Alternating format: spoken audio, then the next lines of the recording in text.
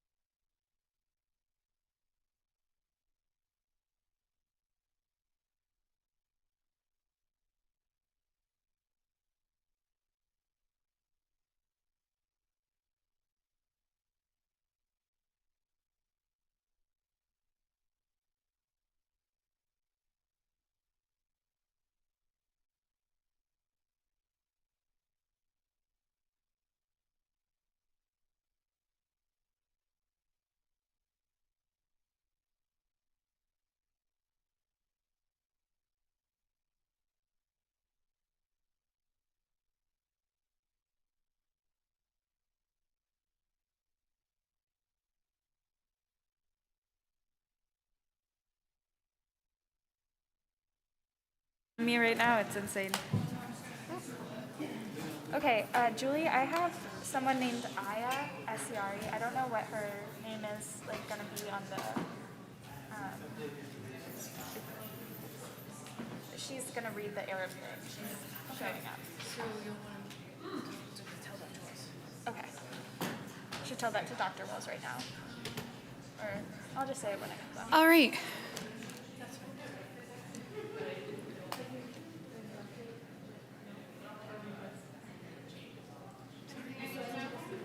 I can't hear you, sorry. Oh, you said somebody's going to read this. Did you need to tell me? No. Oh, well, there's a student that's gonna read the Arab. Oh. Thank you. There's a student that's gonna read the Arab Heritage Month resolution.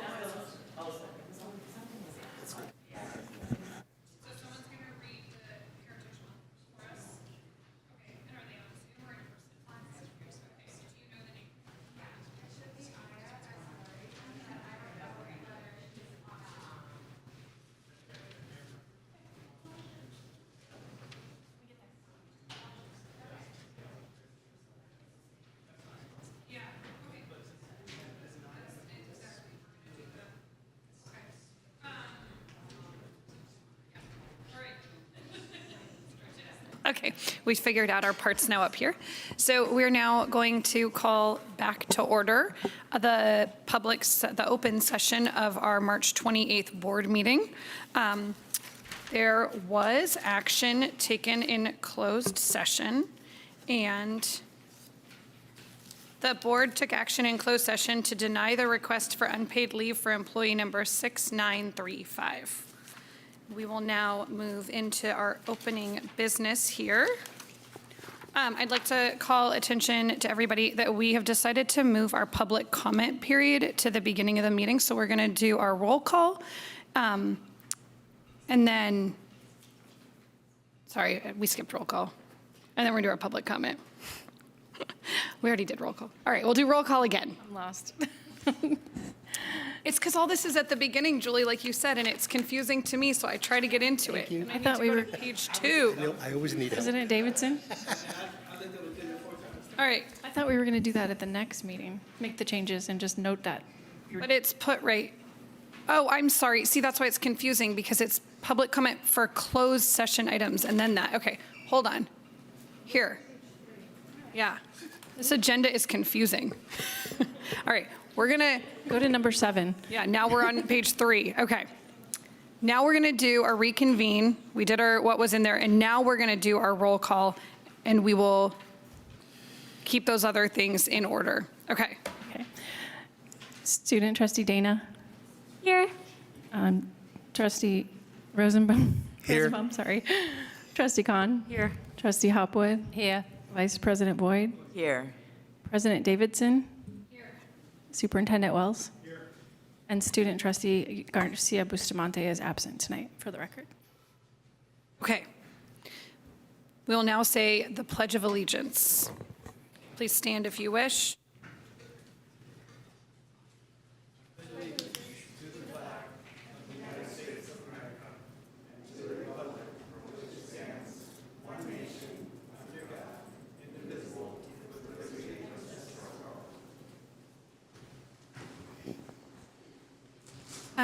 Student trustee Dana, would you like anyone else to jump in and read any of the mission and vision statement? No, I think I can handle Alrighty, both. do that then. All right. So the mission of Albany Unified School District is to provide excellent public education that empowers all to achieve their fullest potential as productive citizens. AUSD is committed to creating comprehensive learning opportunities in a safe, supportive, and collaborative environment, addressing the individual needs of each student. Meeting norms. 1, maintain a focus on what is best for our students. 2, ensure a safe environment for all views to be expressed, treating each other, staff, and the public respectfully. 3, endeavor to find common solutions to issues through collaboration without sacrificing one's beliefs in what is best for students. 4, make a commitment to effective deliberation, each one listening with an open mind while others are allowed to express their own points of view, even if one disagrees. Okay, I will now just repeat our closed session action, so it's in the right place on the agenda. The board took action in closed session to deny the request for unpaid leave for employee number 6935. And now we will do the approval of our agenda. Do I have any questions on the order or a motion to approve? I'll second that. Okay. All in favor? Aye. All opposed? So the agenda passes unanimously, and we will now move on to our spotlight on Marin Elementary. Dr. Wells, I'll pass it to you. Thank you, Madam Chair President. We have tonight our Marin Elementary School, and with us tonight we have our principal, Melissa Poole, and her whole crew. And so we turn it over to you, Principal Poole. Thank you, Dr. Wells. It's a pleasure to be here. Good evening, board. I'm really happy to be here to share some of the amazing work that's going on at Marin Elementary. We'd like to focus our spotlight this evening on our intervention programs. And I'd like to introduce my wonderful team of folks here. We've got Assistant Principal Reed, Yael Bloom, who's our math intervention teacher, and Naomi Gardner, our wonderful 5th grade teacher. So I'm going to get our slideshow up and running here. Thanks for your help, Julie. And there we go. Alrighty, so I'm going to turn this over. So so this is the team of folks that we have here tonight, but obviously our school is made up of so many more wonderful people, a couple of whom who could not be here this evening. Julie Busking is our reading intervention teacher, and Emily Roman is our ELD and math intervention teacher as well. They've put together some information to share with you that I'll be forwarding to you for your information because they couldn't be here tonight, and I want to appreciate their efforts there. And also to our team for being here. And with that, I'm going to turn it over to Assistant Principal Reed. Good evening. Our first slide discusses how we determine our reading intervention services. And we use data. We use data to see which students will best be served and how we can make the most use of our time and our resources. Our first screener is a universal screener by Fastbridge. All the schools use it at the elementary level. We also, of course, look at the KASP, which is the California Assessment of Student Performance and Progress. We, of course, look at district benchmark assessments, any classroom teacher curriculum-based assessments and observations. We also have a diagnostic reading assessment of reading. Of course, we also use our core phonics survey and our LPAC, or the English Language Proficiency assessments for California. After we've determined who would best be served, we then begin helping the children meet their needs, their academic needs. Next slide. You're in charge. Oh, how do I do it? The down arrow. Gotcha. Thank you. All right. So we put together a little intervention survey, and we had a little under 30 responses. All were positive. Almost all of them were very positive. And we have a couple quotes from some satisfied customers. My child has a greater enthusiasm for math and numbers. I'm amazed at how much she has learned and her abilities thus far. That's from a math support parent. For an ELD parent of a 4th grader, they said, it helped my daughter improve her English knowledge, especially in reading and communication. And finally, for the reading support intervention parent, this parent said, the reading intervention program was critical to my child's learning throughout and following the pandemic. It's only with this program that he has been able to catch up. Thank you. So I wanted to focus for a minute on how the program has changed over the last few years. We've really focused a lot of our efforts on how to support kids with intervention, and specifically with math intervention. Staffing is in response to some of the data that we've been getting back from our standardized tests and teacher observations and local assessments as well. So back in 2016 and all the way up through 2020, we had a kindergarten math camp. It was really sweet, focused on number sense and one-to-one correspondence. We also had a lunchtime math club available for any students who wanted to attend at lunchtime. It focused on games and music. It was really a great program that we had in the resource room during math. And that ended with the pandemic in 2020, these camps and clubs. But starting also in 2017, we started dedicating some of our intervention support specifically to math. We were definitely getting reading support in intervention, and recognized a need for math, and providing that during the school day as well. We recognized that families are busy after school, students are, have impacted activities, and wanted to be able to provide as much support during the school day as possible. So further, starting this year, there's been a further shift in service with our teachers not specializing in specific subjects. And of course, everybody has their specialty, no doubt, but branching out more in response to what the kids need. So rather than rather than being a reading teacher who only serves reading, it's in response to the data, how many kids need reading and how many kids actually need math, and growing those skills as well. And this is the first year that we've tried that. And I have to say we're learning a lot in moving that forward, and we hope to continue to respond to the data that we're getting from our students and meeting them where they are, rather than, adult expertise. So in addition to providing that support, so how does that happen, right? Well, that happens with the support of the district giving us a math coach in order to help our teachers grow their skills as well, and somebody to reach out and ask questions to, and that's been enormously helpful as well. So that's a little bit about where we've been over the last few years, and I want to turn it over to the amazing and wonderful Yael Bloom, who is our math intervention teacher. Thank you, Ms. Poole. All right, so I'll have the opportunity to talk a little bit more specifically about math intervention, our goals and objectives. So first and foremost, well, obviously we want our students to improve their skills, but given that so many people come from this place of like, I hate math, one of my big goals is really to instill confidence in our young learners and make math fun for all of our participants. And I do think that we are achieving that. But of course, improving outcomes is very important.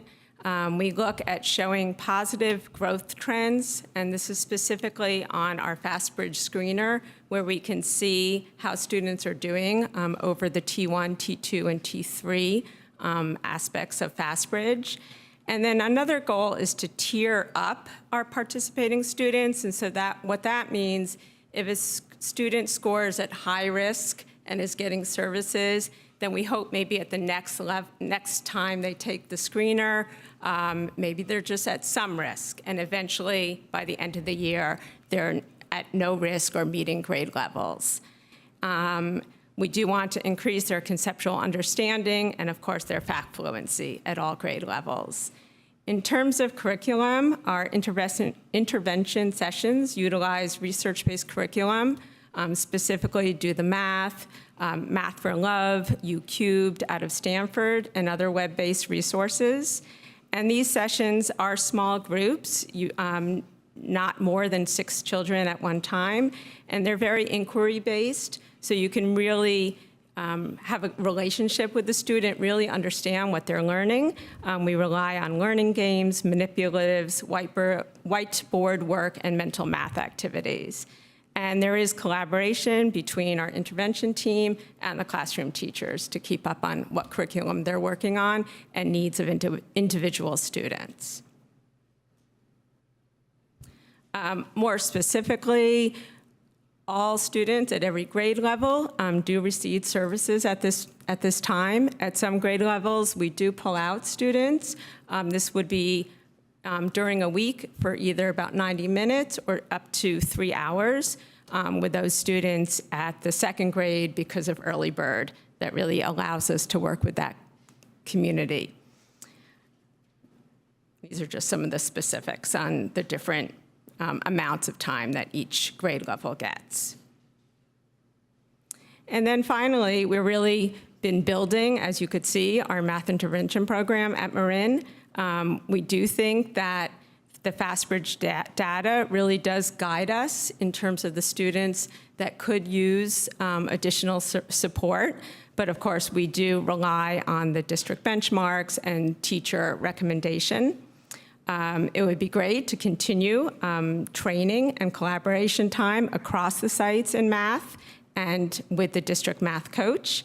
And then finally, we have had evidence that those classrooms that use Reflex Math or FRAX, a fraction program, on a regular basis, we do see that those students do increase their automaticity. So we do hope that it can be a priority from the district to increase technology resources from second grade through fifth grade. Now, I think it's Naomi Gardner. Hi. It's nice to see friendly people. I'm not nervous. So in the fifth grade classroom, we are lucky to have credentialed or intervention teachers who come in and support us, right? And as Yael was saying, we have a couple different models that push in, where they come in, they sit with us, they watch us teach a lesson, and then they can pull a small group and they can work directly with students immediately after hearing a lesson. And so if you're struggling, what a great resource that is to be able to immediately see an impact on, like, I wasn't getting this, that didn't make any sense. Oh, I get it. And they leave my little table and like, oh, that's great. So it's so nice in a classroom where there's 29 students with varying needs and abilities, right? It's a lot. And then to have the ability to have 2 teachers in there at one time to work with students on different levels and just meet them where they're at, and then of course move them up, as our hope is. And other times students are pulled out, which is really helpful, especially if you're a student who doesn't have the automaticity that Yael was mentioning. If you don't have it, you can't really move on, because if you can't multiply, you can't divide. If you can't divide, you can't do fractions. If you can't do fractions, you can't, right? And then we're moving into middle school after fifth grade. It makes it so hard. So for me, seeing the math intervention program and seeing how important and just like vital, I mean, it's math. It seems kind of silly to me that we don't have even more, actually. I'm grateful for what we have, but I think it'd be great to have even more. Because as they're moving on, if you don't see yourself as a math person by fifth grade, are you really gonna be in middle school? Are you really gonna be in high school? We gotta get them while we can, right? And so the math intervention program is just like, I don't know, like vital, priceless. Thank you. Do you want to do the last one? Oh, sure. Yeah? I forgot. No, it's okay. Nervous. Just beautiful quote. Children who enter the primary grades with significant barriers to learning, such as gaps in their readiness skills, are significantly at higher risk of poor school performance than their non-struggling peers. And that just speaks to confidence. It speaks to how they see themselves progressing. Things get harder. If we don't meet them, where does that leave them? Thank you. All right, so that's just a little summary of what we're up to at Marin in intervention and how we support our students and how we respond to their needs. And we really appreciate having this opportunity to come and share some of the work that we're doing and that we believe so strongly in at Marin. So thank you very much for your time.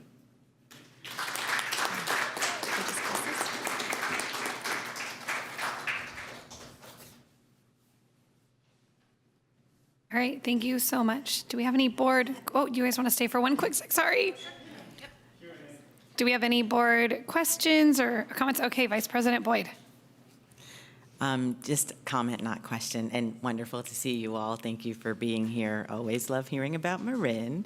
And just wanted to applaud the work that you're doing and be another voice saying how incredibly important it is for kids, students to see themselves as math people and how challenging that can be, especially if your caretakers, your family maybe didn't see themselves as math people. And then when you get into, society-wise and what schools have had the types of funding and the types of resources, then you're talking about certain populations of young ones who are going to be more likely to maybe be in a home where people haven't been able to see themselves as math people. And so it's a, a diversity and equity consideration, and it's so important. And I actually really quickly just had to I was trying to visualize something at work. I'm a lawyer, I'm not a math person, and I had to make an equation for myself to figure out how to do it. Okay, I gotta add it to this side. If I add it to that side, I need to add it to that side. And it was just this awesome, math does matter. It does enter your life at different times. If you're shopping and there's a discount and you have to figure out quickly,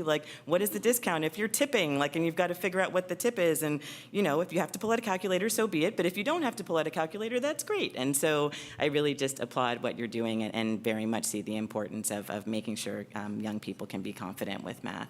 Thank you. Thank you. Yeah, Trustee Khan. Just real quick, wanted to say I appreciate the emphasis on some of the programs like Reflex. My kiddo comes home every single day, does not want to do his homework, but, Mom, can I do Reflex? Mom, can I do Reflex? The moment he wakes up, that's the first question he asks most days, and the kids love it. And this is coming from a student who saw himself really struggling during the pandemic, and then to feel like he's learning a lot and having fun while he's learning. And I think that's the key point, is making this stuff fun for kids. They feel confident, they do better, and they yearn for it instead of resenting it and walking away from it. So just really appreciate that emphasis and the support that the kids are already getting. Student Trustee Dana, and then Trustee Rosenbaum. Yeah, I just want to say thank you so much for the super thorough presentation. Everything that the two other trustees just said. And also, I did have a couple of questions, and then I physically crossed them out because the slides are so clear. So that's really helpful. And I also want to share an anecdote from my time at Marin. I remember being in a part of one of these groups, and it was a math group, but we were learning how to tell time, and that's a really useful skill as well. And I just want to give kudos to all of you who are branching beyond the sort of traditional adding, subtracting, that sort of thing, but then also the real world skills that these students are acquiring in these math groups. So yeah, thank you so much for all the work you do. An old-time math teacher says, thank you, thank you, thank you, thank you. Thank you so much. I ran into a tutoring student of mine the other day, and she's at the high school now, and was saying how her favorite part of being at the high school was learning about finance and banking in our IHS class. And I thought, wow, it's kind of cool that a student thinks that that's the most exciting part. And that means she's got really solid math skills and knows how to approach a class like that. And so I can see how we're translating this all the way through to our students being successful in life. And I think it's critical that we're meeting these needs now with these little ones. And keeping it fun and exciting. So thank you all for that work, and thank you for presenting this. It's a really nice thing to kind of get these key in on these little areas that we don't often hear about or see about, but are making a huge difference in the day-to-day of a classroom and a student experience. Thank you. All right. Thanks.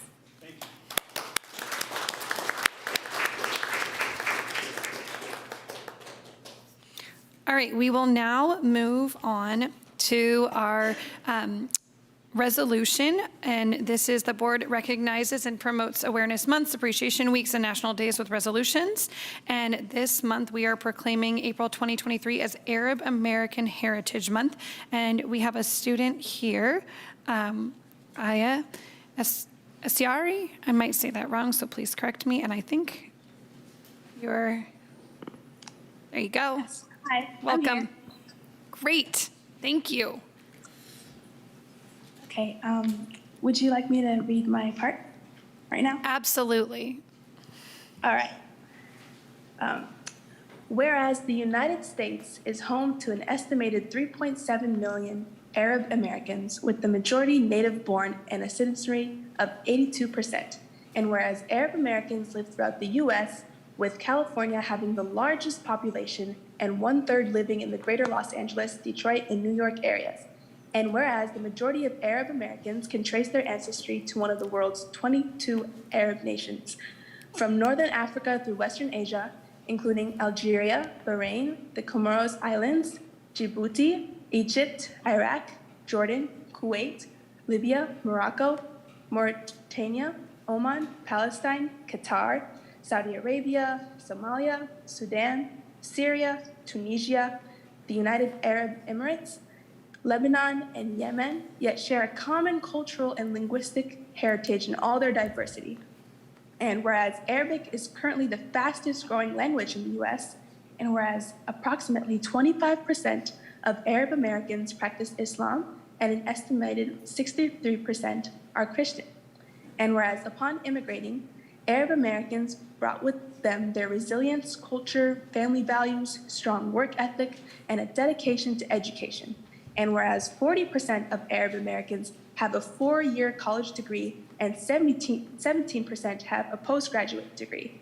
And whereas Arab Americans have long made contributions to American society in such areas as science, foreign policy, and international development, technology, civic engagement, and the arts, with such examples as writer and poet Khalil Gibran, Danny Thomas, entertainer and founder of St. Jude Children's Research Hospital, geologist Farouk El-Baz, poet and physician Baidi Shuda, former Congresswoman and Secretary of Health and Human Services Dana Shalala, and the first 2 Muslim Congresswomen, Ilhan Omar and Somali refugee and Rashida Tlaib, the first Palestinian American woman to serve.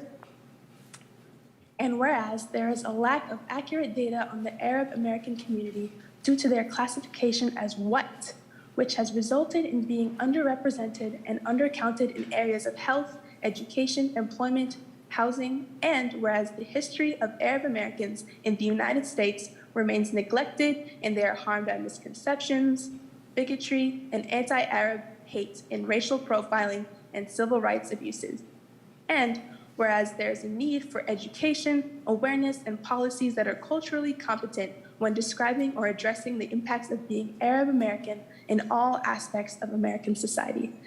Therefore, be it resolved that the Albany Unified School District Board of Education proclaims the month of April 2023 as National Arab American Heritage Month and encourages all district schools to commemorate this occasion with appropriate instructional activities. Passed and adopted by the Governing Board of Education of the Albany Unified School District of the County of Alameda, this 28th day of March 2023, by the following vote. Thank you so much for reading that so beautifully. And we now get to either make comments or questions, and then we can take a motion to approve on this item. I do have one comment, but if anyone else has one, go ahead first. No, I noticed today I had a student who's fasting, and we send all the kids to the cafeteria, not in Albany, in a different district, at lunch. And the student came to me quietly in the line and said, "But I'm fasting." And I realized, well, I'm not just going to send you into the cafeteria with all of these kids eating. That's so insensitive. And so I said, let's get you a coloring sheet and you can go. I would have kept him with me, but I had to do a meeting and send him into the office. But I'm hoping that we as a district can make sure that if we have students who have those needs, that we provide something special and nice for them to do during those other times that are different in our society, to really respect that that's something that they're doing and they're holding to. And so that's what I would add. Yes. I'm sorry, I didn't get ready fast enough to say my thing before you. I wasn't trying to. I just wanted to applaud the reader of the resolution. It's really wonderful, impassioned, clear reading, and I learned a good deal from the resolution. Just to really acknowledge and applaud and celebrate the importance that we are slowly but surely, in certain parts of our society at least, moving forward in acknowledging and praising and celebrating the beauty of all of our diversity. I really just am proud of us when we are bringing these sort of matters forward and these beautiful words and this wonderful information that we're all sharing and becoming more knowledgeable about. And then I also just wanted to say in my daughter's 5th grade class that she was lucky enough to have a student who is celebrating Ramadan, is observing Ramadan fasting, to explain to the class about that. And I want to applaud the teacher and the student. And my daughter came home and brought it up to me, and she got the chance to learn and understand more about her fellow students and what's important to us, and we can all just learn from each other. And so that was really beautiful. Trustee Rosenbaum? Just a suggestion, when I was principal of, especially at Albany High, I made sure that we had an open classroom during lunchtime for students who were celebrating Ramadan, so that they had a safe place to be, a place to commune with each other, and talk about whatever they needed to talk about. So I think that might be a practice that we could suggest to our sites if we're not doing it already. I mean, at a high school, you have a large population, obviously. And the students pointed it out to me and said, yeah, why not? Let's do that. Great. Any other comments or questions or a motion to approve the resolution? Just real quick, I'll say, I was planning to save that for my board report, but you guys already talked about it. Sorry. No, I was just gonna, in my report, I was just gonna wish Ramadan Mubarak to all those that are celebrating. Our family is also celebrating, and I never got to see my culture or my religion represented in K through 12 education, but the joy on my son's face when he came home and he was like, oh, my teacher showed us a video about Ramadan and we read some books about it, and he knows that our family's gonna take in some treats and all of that. And so just, it makes an impact on our little people. They love seeing themselves represented, and it just, the joy of being able to share with their classmates is like, there's no way to capture just how much joy that brings. And so just knowing that folks are able to do that. But I will save all of that for my report. And with that, I'll make a motion to adopt this resolution, resolution number 2022-23-27. I move to adopt. So, yeah. Second. All right, all in favor? Aye. Aye. All opposed? No opposing votes, so that resolution passes unanimously. And now we will move on to the approval of the consent calendar. Superintendent Wells? Yes, Madam Chair, I'm going to request that we pull item 14G, I believe it is. The Independent Contractor Services Agreement between AUSD and Chef Ann Foundation? Yes, I got some updated information that's not reflected in this report, and I'd like to bring it back at our next meeting. Okay. Any other items that anyone would like to pull for questions or anything else, or a motion reflecting 14G being pulled? I move the consent calendar minus item 14G. I'll second. All right, all in favor? Aye. All opposed? No opposition. So the consent calendar minus item 14G passes unanimously. And we will now move. Madam Chair, let me just intervene for just a second. There's a personnel matter in the, and I should have pulled that one too, in the item where we are approving our director of the Children's Center, and we just approved it, but we have him here tonight, and I'd like to bring him forward to be introduced formally to the board and to our community. And his name is, and he's a guy who grew up in this community here in Albany and graduated from Albany High School. He's currently our assistant principal at the Marin Annex, but now our newly appointed director of ACC, Joshua Reed.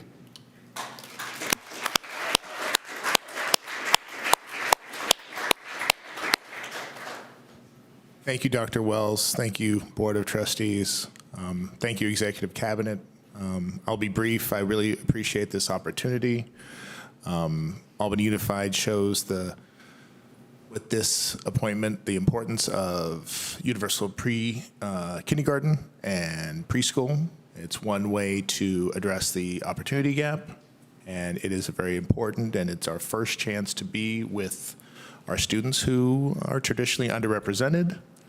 And I just want to say I'm going to work extremely hard, do my best, and I have the needs of every student in mind. And my time here, I have seen the dedication of the staff and of its leadership towards outcomes for students, and I can't be happier than to be in Albany Unified School District. So thank you very much. Appreciate you. Thank you. Thank you.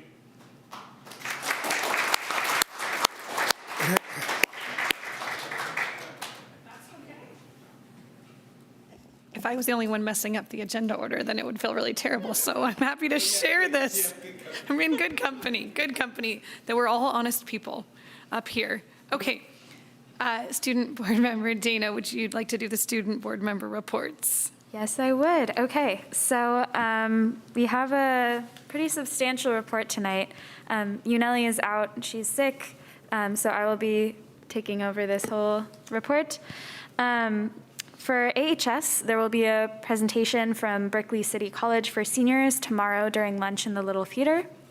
The IIC meeting will be on Thursday, April 6th via Zoom from 5 to 6 p.m. And you can find the link on the district website, or not the district, the AHS website. There will be a PTSA meeting on April 10th via Zoom from 7 to 8:30 p.m. April 12th is the deadline to apply for the California State Seal of Biliteracy. And all qualified students, so these are seniors that are eligible to apply and are all highly encouraged.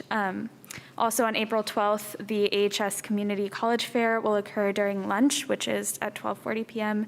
And the last event that is happening on April 12th is the 11th grade financial aid night, which is from 7 to 8:30 p.m. And the Zoom link will be sent out when the date approaches. All juniors are encouraged to attend that event for more information regarding financial aid from the state, scholarships, FAFSA, how to navigate the whole college application process, et cetera, in terms of financial aid. The new student board member selection process has commenced, so I am graduating this year, which means that this spot will be empty, and we are trying to fill it in the next few weeks. So initial applications are due this Friday at 11:59 p.m., so that's March 31st, 11:59 p.m. Mr. McNally has emailed the application link out to all students last week, so any freshmen through junior students watching this, the application link is in your email, and you are highly encouraged to apply. This is a great position, and I'm really grateful for the time that I've spent on the board. And for Albany Middle School, there will be a popcorn with the principal from 6 to 7 p.m. this Thursday. That's March 30th, and quarter 3 grades are due today. And as for the SAC, the Student Advocacy Committee, we are preparing a presentation on site visits. And by site visits, we're referring to the elementary school sites that we visited throughout this year. And the SAC is coming to present a slideshow and speak on their experience. So yeah, that's our plans with that committee. And all schools, spring break, no school next week. Yay! And that's all for my report tonight. Thank you. Superintendent Wells. Student trustee Allison Dana. This is the time of the year we remember about 100 years ago when we're where you are now as a senior in high school. It was a time where, during this era, where students are getting their acceptance letters into colleges, and you being part of the governor's team here, we are all very interested in what you're going to do, since you referenced it after high school and where you're going, but not today, but in a near future. We're very much interested, along with the public, in what you're doing and where you're going next year. So do remember that. Great. I will update once I have all of my acceptances and rejections and everything sorted out. I'm hearing from 5 schools on Thursday, so it's ending. Yeah. Yeah, I have gotten a bunch already, but I'm waiting for all my options. Yeah. We'll be very lucky to have you. Oh, thank you. Yeah. All right. Thank you for taking all of that on. We will now, so for tonight, have persons to address the board on matters not on the agenda now, but just a reminder that next meeting, this will be moving to the very start of the meeting so that people can anticipate when this is happening and not move around in our agenda. We're trying to be more friendly to the public and not have you wait through so much. So if you are here in person, please approach the podium. If you are online on Zoom, please raise your hand. And I'm going to go through the in-person speakers first, and then I'll move to the online. You'll have 2 minutes to speak. Go ahead. I should point out, I don't believe, unlike in the past, we have a clock for in-person speakers that we can see. So you can see that one there. And, you know, it's behind my back. So if in the future you can have something in front of the speakers, that would be great. Anyway, 20 seconds of that. During the last board meeting, during the presentation of the adult transition program, because we only have 2 minutes, I didn't have the opportunity to point something out. There was a picture there that caught my attention that had the APE teacher, adaptive physical education teacher for the entire district, Ernesto Rogers. And I keep telling you, Dr. Biggs, about how great he is, but I wanted to make a point of saying that in public because he is amazing to work with. For us parents of students with disabilities, he always makes a point of communicating frequently, directly, and brainstorming with us parents. And it's just such a pleasure to work with, and I see his enthusiasm when he works with each and every student, including our daughter. And so I want to say that in front of the board, said that in front of the community, and in front of the director of special education. Ernesto Rogers is really, really awesome. The only thing that I hold against him is that he roots for Liverpool, but fortunately Real Madrid has their number. Thank you so much. All right. Members of the Board of Education, directors, district directors and administrators, Superintendent Wells, and Albany community. My name is Patty Bruns. Tonight I'm here speaking on behalf of ATM members as ATA Vice President. Dr. Wells recently visited some of our sites and told us about a plan to relocate the rest of the district offices to Albany. That would include some large-scale displacement at ACC and AMS, which would cause disruption with our educational programs and personnel. The plan as presented included moving Albany Children's Center from its current site on Jackson to the lower floor of the AMS annex. The district's office would move into the vacated ACC site. While we applaud the Board of Education's decision to bring the district offices back within the borders of the school district we will serve, ATA members at AMS and ACC believe the solution proposed would be detrimental to the education programs that support students at both sites. The AMS annex was built to alleviate overcrowding and add additional instructional space to support students and teachers. Squeezing ACC into this annex will force AMS to return to unsafe overcrowding, particularly in the hallways, and continue to deny new instructional spaces, as well as forcing teachers to teach from carts. As for ACC, its teachers see the unsuitability of the annex space. This is a space designed for middle schoolers. It does not have facilities that support the programs that are run through our fabulous ACC. It could quite possibly create a threat to the program's very existence, and at the very least hampering an invaluable community resource that serves our youngest, and in many cases, most disadvantaged learners. We thank Dr. Wells and district administration for meeting last week with teachers from both sides to hear their concerns at the proposal. And they listened to our ideas about solving the problem differently, and this we really appreciate. We are interested in a collaborative discussion in finding a better solution. Hold on, can we pause the timer because this person's speaking on behalf of ATA, we usually give more time. So Sorry. one more minute? Really That's fast. okay, we're gonna give you one more minute. Okay. One that will not stop us from being able to grow as new construction is now planned and underway in Albany, and one that does not mean a lower quality of education experience for any of our students or put our students or programs at one site over another.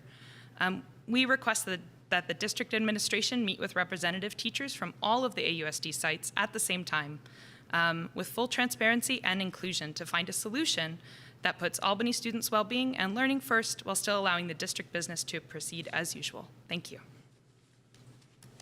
Thank you. Oh, and here's my homework.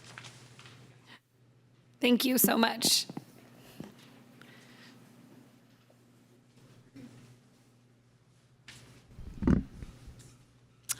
My name is Sophie Lawson. I was here last meeting. I'll probably be here next meeting. Just continually voicing my concerns about the worries that I have about a lack of aftercare programs, specifically at the Cornell site. I know that there's a lot of change because of ACC and administration. We don't have a lot of space at the Cornell site. I understand that. But this is a huge disservice to our community to not offer aftercare programs, especially for the younger grades. Last week, or last time I was here, I talked about the ELOP program that I'd only just heard about, and after looking into, this is the Extended Learning Opportunity Program, which I think is still not necessarily something official, but what I've heard is that this is maybe only on offer for low-income families, which, while I think is really important to provide that to our vital communities here, it's also important to provide some kind of aftercare options on campus for all families. I also know that Albany relies on inter-district transfers, and that this is very important for us to be able to be an attractive district for people who are trying to find a better school for their children. And unfortunately, I feel that if we're not able to provide aftercare, that families that are choosing between, do I pay for private school or send my kids to a public school? If private school offers aftercare, they will most likely go with that option. So I think that this is something very important for us to consider seriously. And I would love it if the board brought this as an agenda item on the next meeting and encouraged parents to come and participate however they can with the community, with the staff members, to try to come up with a solution of how we can provide equal aftercare opportunities at all of our schools that are going to benefit not only the kids, the families, but also our community here in Albany. So thank you for letting me speak, and I'll see you guys in 2 weeks. Hang tight for a sec. Yes, first of all, I want to thank you for coming forward. We're working really, really hard. We understand the situation at Cornell, and what you heard earlier with the ATA's piece is part of that movement to make sure we have equity across the district and that we have all of our stakeholders. And our stakeholders include our teachers, our classified, and our parents at the table. And so we're working hard to make opportunities for aftercare for all come to fruition. So I want to let you know, it's not falling on deaf ears. I have all the letters, I have all the emails, and we understand we have a problem that we have to fix. So hang in there with us. And we're scheduled to start talking about this in public on April the 25th. So that's when it's coming forward. April 25th, yes. We're presenting the ELOP program this evening. Yeah, that's right. The preliminary of that, so that'll begin the conversation a little bit. Yeah? Yeah, and then we get into detail about the facility utilization space, and that's where we talk about all of our spaces and where folks need to go, where we're going to have our after-school care, our before-school care, equity across the district. We know we have adequate care at Ocean View and Marin, but not at Cornell yet. And so we're working very diligently, so be patient with us, but we do want your input and your participation. Excellent. Thank you so much. I appreciate you listening and really working for our kids. Thank you, everyone. Hi. I have a visual that I would like to pass around just for purposes of the quick discussion that I'd like to have tonight. So first of all, I just want to tell you how much I respect the school board and the educators. My parents were educators. There is nothing more important than schools and communities in the places we live. My name's Piper Lemons. I'm a longtime resident of Albany, specifically Albany Marin School communities, and my husband and I have taught after school and adult classes in the rec center, along with having participated in many other community events. Both of our kids attended Marin, AHS, and AMS. We live directly across from the Marin School on Curtis. We love supporting Albany schools and moved here intentionally because of the school first community. Our neighborhood has been part of Marin School and have been successful in bringing concerns such as vandalism to numerous site meetings and have helped to keep the grounds safe. We've also been active in helping to improve the grounds and community as well. On behalf of the residents near the school, we'd like to request a change in the after-hour lightings of the new Marin School. Earlier in February, we asked some fellow neighbors, asked the school board to consider a change in the lighting, but we haven't seen any action yet. The photo that you see there is taken recently. We've been told that our concerns are passed to the contractors, but we have yet to really remain aware of what's going to happen. For context, the lights at Marin are so bright that we've heard complaints from neighbors living behind us, the block behind the school, about the extreme lighting and the glare in their homes. There's also an active thread on Nextdoor about this as well. Imagine car lights shining in their brightest lights in the front and back of your house at night. Several of the homes sit within 20 feet of these new buildings. So the impact of the situation is pretty real. It's hurting sleep schedules, and it has a direct impact on the property values as well, we believe. We've heard there might be safety issues, but we lived across the street from Marin for over 10 years with minimal lighting and can testify that the previous lower lighting solution was sufficient for the residents and safety of the school. What we'd like to propose is a change in the safety Thank you so much. Sorry, you're at time. Do you mind sending us an email with the rest of it? Do you want to?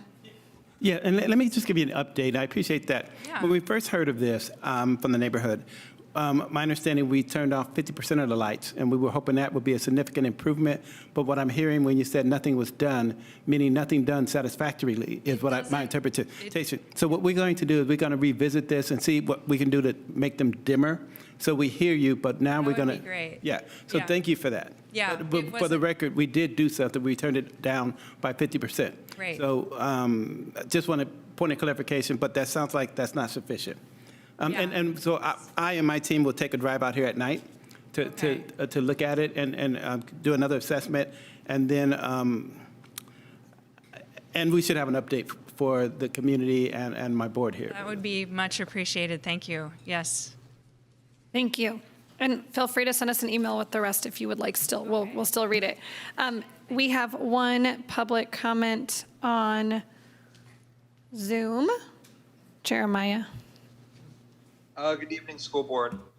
Yeah, I'd just like to take these 2 minutes just to raise awareness, and hopefully the school district can follow up. And, you know, I know Deb Brill has a lot of information I shared regarding the fentanyl awareness. I know some of these new board members, they may not have been aware or been to the meetings last year when I brought 3 mothers and a father where their children had lost their lives due to fentanyl accidental overdose. All those deaths of their children occurred actually during this month and next month. I know, especially when I was in high school and college, spring break is basically, you know, about partying for most kids, you know, and I just want to make sure that we educate our high school students and give them the tools that they need to go to college. Because in college, you know, a lot of students start drinking alcohol, using drugs, and it just becomes a lifestyle. And I know when I went to Long Beach State, it's, you know, everybody's drinking, all the frat parties, there's just so much beer and alcohol everywhere. It's just really a dangerous environment. College is, you know, for some kids, it's just a big party scene. Can we keep this on the topic of K through 12 education, please, since that's what we're responsible for? Yeah, so I want to make sure we give our tools to our K through 12 students. So when they graduate, you know, they have the tools. So I was wondering if the school board intends to have education for students, K through 12, regarding tobacco use, beer, alcohol, and drugs. Thank you. Thank you for your call, and I'm sure that we can put it out in our community, update the programs that are already in place for these very topics. And that looks like it is all of our public comment for this evening. So we will now move on to our staff reports. Superintendent Wells, I'll pass. Do you want me to just start off the first one, then pass it to you? This is perfect. Thank you so much.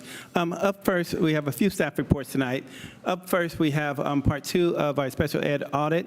As you know, this is a response to our audit findings from a year ago, and our response to it tonight, we have our leader of special ed, our senior director, Dr. Brian Biggs. Thank you so much, Dr. Wells. Let me bring it down, thank you. And board trustees, I really appreciate the opportunity to come back to the board and give an update about the special education audit report. It was a long year last year going through the process. It was a great experience going through the process of working with our consultant to help pull out some of the major themes of areas where we can make movements within the Department of Special Education here in Albany. And when we met in August of this school year, we presented out our first report, and today I'm going to do an abbreviated version of where we're at. Before I said the what, the who, the when, and today we're going to be talking about the where we've been, the ongoing work that we're doing, and moving some of our target dates due to some of the challenges within the department. I think one thing just to preface is, the world of special education, it's an ever-changing landscape. And tonight we're going to talk about some of the barriers that we've been dealt, and how we as the Department of Special Education here in Albany are working to manage some of those barriers and still focus on our initiative of following through with some of the recommendations for the audits. So before we dive into the audit, I need to give a little bit of an overview of the landscape. And so we're going to talk, thank you so much, CBO Kim. We're going to be talking a little bit about an update in special education so everyone can understand the landscape of where we're at right now. And then we're going to dive into the audit update response. So, and I'm also going to try to go somewhat quickly so that we have a good amount of time for questions, and then also from the board, and then also from the community. So next slide, please. So right now we have 336 students that are eligible for special education. This is a increase since we met in August, and I wanted to be able to make sure that it was a data point for the board and the community to see. So we've increased our number of students by 25 since the beginning of the school year. We've also made some other changes. We've moved a student from a non-public school back into the general education public integrated facility, which is amazing. We also had a student that was provincially placed return to the district, which is a testament to the great programs that we provide within the district, which I think was a great win. And as far as pending assessments, this was a snapshot in time last week whenever I was preparing this report. It has changed since then. So, but based on the numbers that I presented, I put together for this report, we had 38 pending assessments for special education, of which 13 had been completed, and we were waiting for parent consent, with the remaining 25 of still being going through the assessment process. And I don't know at this point in time where they're at in that particular assessment process, but I just want to give you a big picture of where we're at. Next slide, please. As far as the updates, some of the biggest challenges that we've had this year is some of the staffing difficulties. And so I put together a grid of where our issues have been. Albany Children's Center Special Day Class, we started the year out strong with a district hire. I was really excited. They gave us notice within a few weeks. And I think I mentioned it before. It was, they weren't ready for the position. And so we had to look out, and we weren't able to have a district hire, but we were able to contract. And I think I've mentioned to the board some of my challenges of working with contractors. And you're going to hear some of those challenges while we go through this, because we want to have district hires. And, we have ongoing work that we're doing with human resources to really support the recruitment. And then the work that we're doing within within the Department of Special Education is thinking about how do we really help with retention. And that starts with day one of coming into the district. So we'll talk a little bit about that with some of the work that we're doing in response to the audit, which I think will be really helpful. We also had a a change. We were really grateful this year that we were able to bring on a teacher of special assignment for special education. I think it was the first ever in the district, which was great. However, due to staffing difficulties, our teacher our teacher on special assignment said, I need to go back to the classroom. I'm going to volunteer to go back to the classroom because we were down a teacher at our Albany Middle School SDC. And so Karen Bonini, thank you for putting students first. And she's been there ever since, and I think having a really great time, which is really great to see. But it definitely was an impact on some of our program designs with response to the audit. So we've had to be nimble. And that's in special education. I think in education in general, as it being nimble and being able to manage unexpected situations. And I'm just very fortunate to have a staff and also a board and a superintendent has been really supportive of being able to manage some of these unexpected challenges and being nimble. So thank you. We also recently had one of our Cornell inclusion SDC teachers who left, and I believe at the end, I think I said February, I can't remember, there's so many dates, which has been really unfortunate. And Principal Reimuller and I have been working, and I have to actually give a lot of credit to Principal Reimuller. She was able to secure a long-term sub. And it is a long-term sub who has been in the district and has worked in the program and is doing a really amazing job. And so I'm really grateful for that. We are still actively trying to fill that position, whether it's from a district hire or even with agencies, but we are in the end of March. And so I'm not too hopeful that's going to happen, but I am hopeful about next year.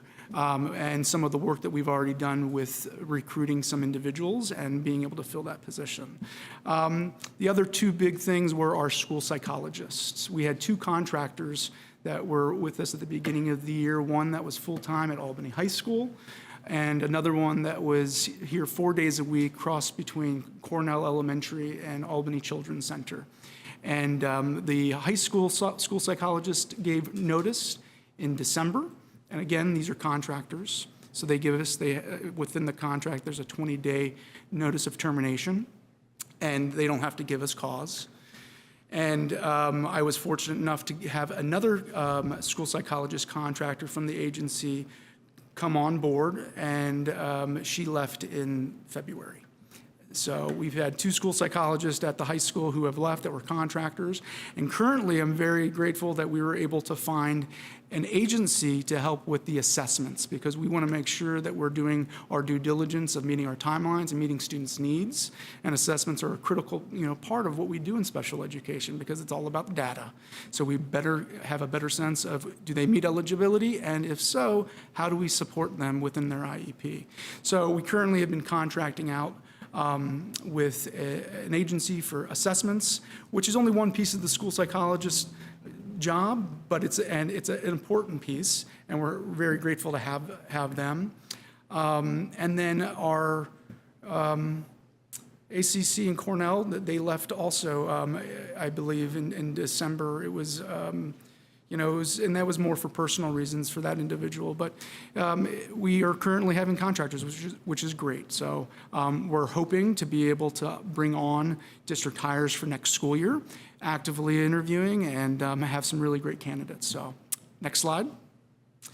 Another thing I wanted the board and the community to know is, this past year, we've been going through iterations with the state for a compliance and improvement plan and monitoring, and we had to create a plan. And part of our challenges, we have different indicators within the state that show, hey, there's something going on in a district that may not look so good, and we had a large number of students that were classified, that identify as race 1, 2, or 3 as Asian, that were disproportionately outside of general education, more than 40%. And for the state, that says, hey, let's look at this a little bit, what's going on? And that really is Department of Special Education put together a team and figured this out. And so we put together a team, we did root cause analysis and developed a plan. CDE, the California Department of Education, approved that plan, and we're going to be going into now the implementation for this next year.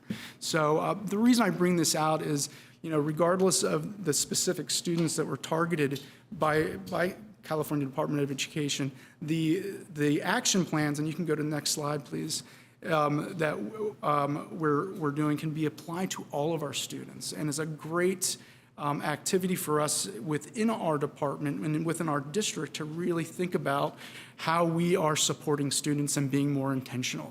And so I see this as a great opportunity for the Department of Special Education to be much more intentional with being able to support students through what I refer to in special education is the thread of educational benefit. And that is all determined by assessment and data and being able to work as a team. And that team is not just the teachers, the principals, the program specialists, it's also the parents as well at that table to make really informed decisions to build an appropriately ambitious IEP for students so that they can grow. Another thing is examining some of our current structures that we had.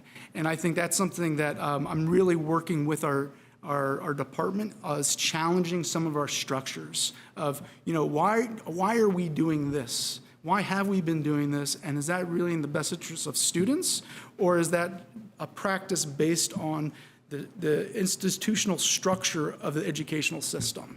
And I'm really excited about it. I know Trustee Boyd and Trustee Khan hear me at the Community Advisory Committee meetings because to me as a Director of Special Education, it's really social justice for our students with learning differences and being able to challenge some of those pre-existing structures and barriers and think about different ways of supporting our students, which will impact all of our students within the district. So next slide. Moving on to the audit, real quick recap. We had a great audit report that was provided, and there was different buckets of recommendation. Most of the recommendations were within the control of the Department of Special Education, but there's also some recommendations for district-wide leadership recommendations. Next slide. And I just wanted to reiterate, what was great about the recommendations is they aligned with the work that Dr. Wells and has been executing with our district goals of achievement, communication, and supporting the whole child. So it's an ongoing process, and the good work that Dr. Wells and his team is doing is really moving us in a really positive direction that speak to some of the recommendations from the auditor. Next slide, please. These are all the recommendations that were broken down within the control of special education, or somewhat level of control that we can do in special education. So I'm not going to go through all of them because they're there. You can see it, and we're going to talk about it in a second. Next slide, please. This continues. Next slide. One more slide. And this is where really the update comes. I'm not going to glow about all the things that we've done because it's there. I really want to talk about what we still need to do, because that's the more important thing, and that will give us some opportunity for some questions and response. So some of the things, this is administration, and wow, this formatting turned out a little weird versus when it was done, so I apologize. I'm seeing that for the first time. But where we're at right now is within administration is we were really hoping to develop a professional development calendar and scope and sequence. We were, I think, shooting to do that much earlier. We did not meet that deadline, and I think some of the challenges have been explained based on the landscape. But the hope is that we want to have at least something done by June, and that's looking at professional development within special education that crosses different specialists as well as staff, because I think what's important is we have amazing special education staff, from our paraeducators to our related providers, our amazing special education teachers, and school psychologists and other related providers, but also, our general education teachers and also our general education site administrators, because more information can be really helpful to inform decision and practices. And I think having a special education focused professional development calendar will help with that. So my hope is to be able to have a draft that I can share out in a Friday update in June to the Board of Education, and also send it out to the community as well. Another thing that we started this year, as I was mentioning, information is essential. we were planning to do monthly, and this was me being overly ambitious, monthly informational sessions to families about special education. Yeah, that did not work out. It was too much, and it was also, I thought, hey, it's going to be on the same day we do our community advisory committee meetings. Not very accessible. So I got some really great feedback from families and our community advisory committee, and we're going to be moving that to quarterly. And I'm also even thinking that I could just, even record it and post it as well. So I'll be sending out an invite for the next quarterly this next couple weeks. Other things, human relations staffing, as I mentioned, this is an ongoing thing in special education. And while I'm trying to find people for right now, we're really focusing also on next year. We've had multiple interviews for school psychologists, special education teachers. We have another special education teacher for Friday. So we're really making some good progress, and it's a lot of it's not, I remember when I applied for a job, in education for the first time, it was very kind of static. We're not there. We have to woo people. And, my benefit is I like to talk, as everyone knows. And so I like to try to woo them and talk through them because I want them to make a really good informed decision, because it's also, while we're investing in a candidate that we may promote to the board for a hire, they're also investing to us. And so I see it's an opportunity, and some of the challenge is not just Albany specific, but in the California in general, special education staff is hard to find.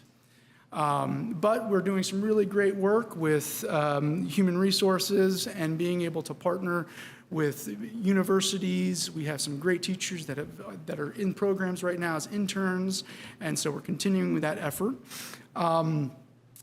I also, we've already talked about some of the things about staffing changes, but I wanted to put here the Paraeducator Handbook, 2.0. We started our first, staff meeting, stake of special education teachers to start with, of grappling with our previous or our current our Paraeducator Handbook, which is great. 2018, I was here. I helped develop it in our stakeholder committee, but it is 2023, and we need to update it and make it more accessible, and also align it with a scope and sequence for training. So we're going to be meeting again, and the hope is June 23rd. Next slide, please. Training professional development, working with the North Region SELPA. We're going to be meeting in May to talk about how they can be integrated within our PDs.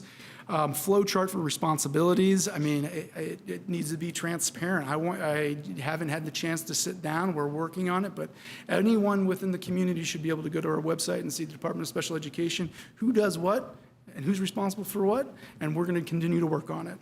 The next thing is the onboarding action plan that I mentioned before. We really need to do more due diligence, and I've got some staff that has some amazing ideas about a scope and sequence for support. Next slide. As far as program service delivery, our program specialists are working with the Director of PD and supporting MTSS and UDL. We had a great retreat last week with leadership, that our program specialists, and even Karen Bonini, our TSA, who's back in the classroom, was invited to, and it was a great experience.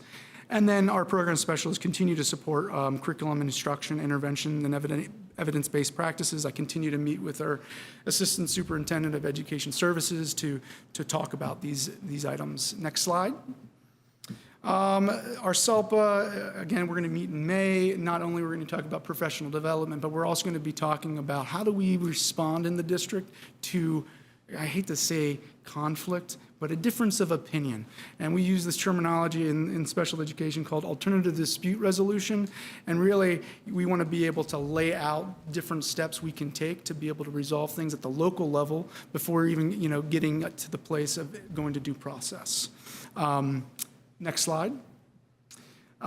Communication, special education parent bulletins, that's fallen to the wayside a little bit.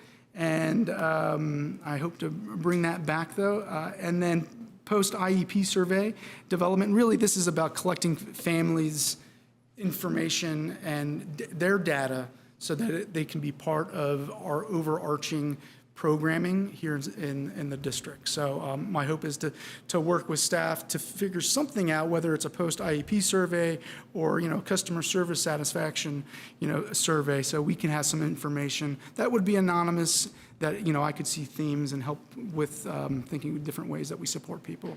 Next slide. Curriculum, as I mentioned, working with our, assistant superintendent of Education Services and our program specialists have been working much more this year because of not having our TSA with supporting our teachers with curriculum and instruction. So next slide. And, I didn't reference something, but I want to before going to questions. I know there's been, I talked about staffing, and one vacant position that I didn't mention was, and I didn't mention it because it wasn't really directed to students, but it was a position that impacted my office, and that was our Special Service Technician 2 position that has been vacant. And I just want to give a shout out to CBO Kim and her amazing team in the business office, who have been helping out with being able to manage some of the day-to-day with our special education department, because a lot of it is managing invoices on our contracts, and we just had a great support from CBO Kim's department, and I just want to say thank you to her team. So, anyhow, that was my, let's see, how long? That was good. That was, yeah. Yeah. Got it in there. Perfect. So we will now have questions from the board. Anybody? Okay. Are you raising a hand? Is that what's going on down there? Nobody else is. Okay, well, how about we start with Trustee Rosenbaum? Not really a question, but I just find it so distressing that we can't fill positions. And I don't know if you have a take on why that, and if it's regional and statewide, I imagine, and it's just hard to take. And then we pay contractors who provide the same services. Is there a price differential? It's, I think it's statewide is we have a staffing shortage in the field of education. And then we think about hard to fill positions. It is really horrible. There's less individuals going into the field of special education out of college. And, and so there isn't a great pool. And and then those that are in education already that have jobs, it's hard to leave a job when you're tenured. It's really difficult. So, I don't have a solution. I'm right now, and I welcome ideas and advice, but it's not just Albany. My partners in the SELPA are dealing with the same thing, and our scale, while we're down some staff and contracting out, I have some of my SELPA partners, Emeryville, Berkeley, Piedmont, Alameda, who are down teachers and can't even get contractors, and so there's just no teachers. I also know some surrounding districts that aren't within the SELPA have similar issues, and students aren't getting their services. So we are, while it is a challenge, I am grateful to be in Albany because while it's not ideal, we have amazing staff and amazing leadership from Dr. Wells that allows us to be able to get through this. And I'm very hopeful that we're going to be able to have positions filled for next year. Yeah, but the short piece of this, Trustee Rosenbaum, is that we have a national crisis and a statewide crisis. And that's not a matter of vacancy. Here, it doesn't look so bad, comparatively speaking, but we do have a crisis. We wish it was just a matter of short staff, but it's a crisis. It's because priorities of the nations in education, we can't attract talented people. For me, it was always physics teachers. How do I find? But now it's everybody. Dang. And I appreciate the difficulty that you're in, that we're all in actually, as a district, as a board, as educators throughout the nation, really. Thank you. Keep up the good fight. Vice President Boyd. Thank you, Dr. Biggs. My question was on the same topic as what Trustee Rosenbaum just asked about. The one thing that I'll add is that we have talked somewhat in meetings about the sort of different ask of teachers who are providing services to students with disabilities, special education services, and whether you think that if there were some sort of a differential as far as what compensation is offered to students who are providing services in special education, if that would be something that could potentially move the needle in some way, recognizing that this is a national shortage and this is not just something that's happening here, but just wondering if you think that might be something that could contribute to helping attract more teachers and staff to our district. I have to think about that. I think it's, having more money is always great, but I also don't think throwing money at a situation is going to, solve everything.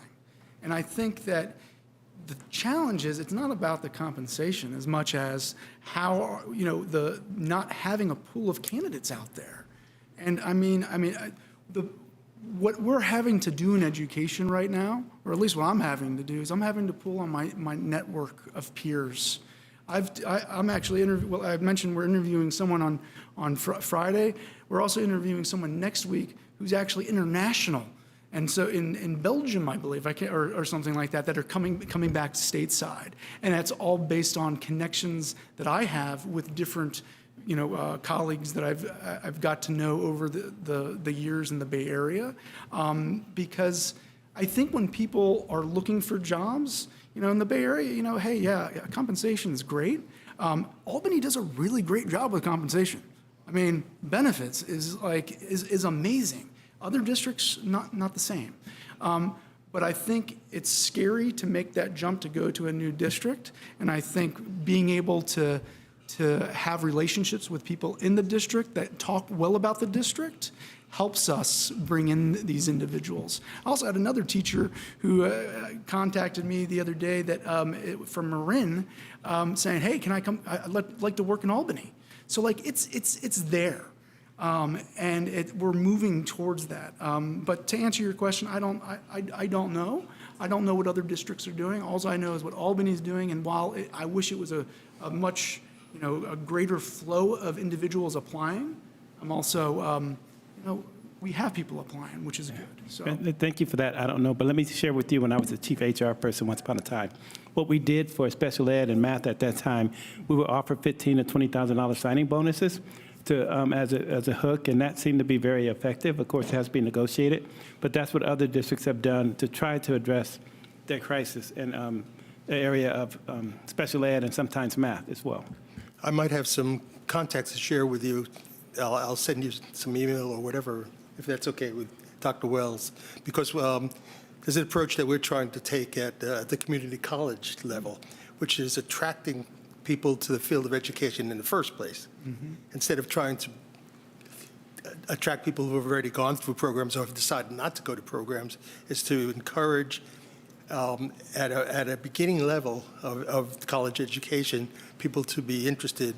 And we have at Berkeley City College now, we have an education program, and we're moving with credentialing through Cal State East Bay. So I'll send you a couple of numbers. That would be greatly appreciated. Thank you so much. Just real quick, I know we're at time for this item, but just wanted to give a thank you for the recommendations and what you're working on. I saw quite a few that were mentioned during our committees, and so just physically seeing how the voices of parents in our community are being heard and it is being put into practice is extremely, wonderful to see. So thank you so much for not just talking the talk, but walking the walk. We appreciate you. So, and then we have 2 public comments, and I'm going to have those be about a minute apiece just so that we can move on to our next one since we have 2 staff reports. Really quickly, my one concern is you burning out, because from your presentation, you're down a TSA, and I know how amazing that TSA is, and thank goodness that that person decided to be in the classroom because those kids need that. But that means that your ambitious sort of plan here is falling more on you. Then when you mentioned that we have special services technician 2 that is also out, and then that's falling on our business office, I'm really wondering, those are very concerning to me because we're still pushing to move these agendas forward, and we're not having that support staff to help get the actual work done. So if there's anything that we can do as a board, if we really needed to look at the financials of, hey, special services technician 2, let's do some sort of a signing bonus to get someone in that position, then maybe we need to consider that, because I really want to make sure you can keep this going. I would like to just say, I'm not worried about the SST2. We have, candidates, we've done interviews, and my hope is that at our next board meeting, we'd be able to move someone forward. So let me just say that as far as the TSA, as I mentioned earlier, we have to be nimble. I have to be nimble, and my team has to be nimble. And so we just have to, while we didn't meet our dates, those dates that we originally put out was based on having a TSA. And we're going to work to make sure that those dates are going to be, our current target dates are going to be met.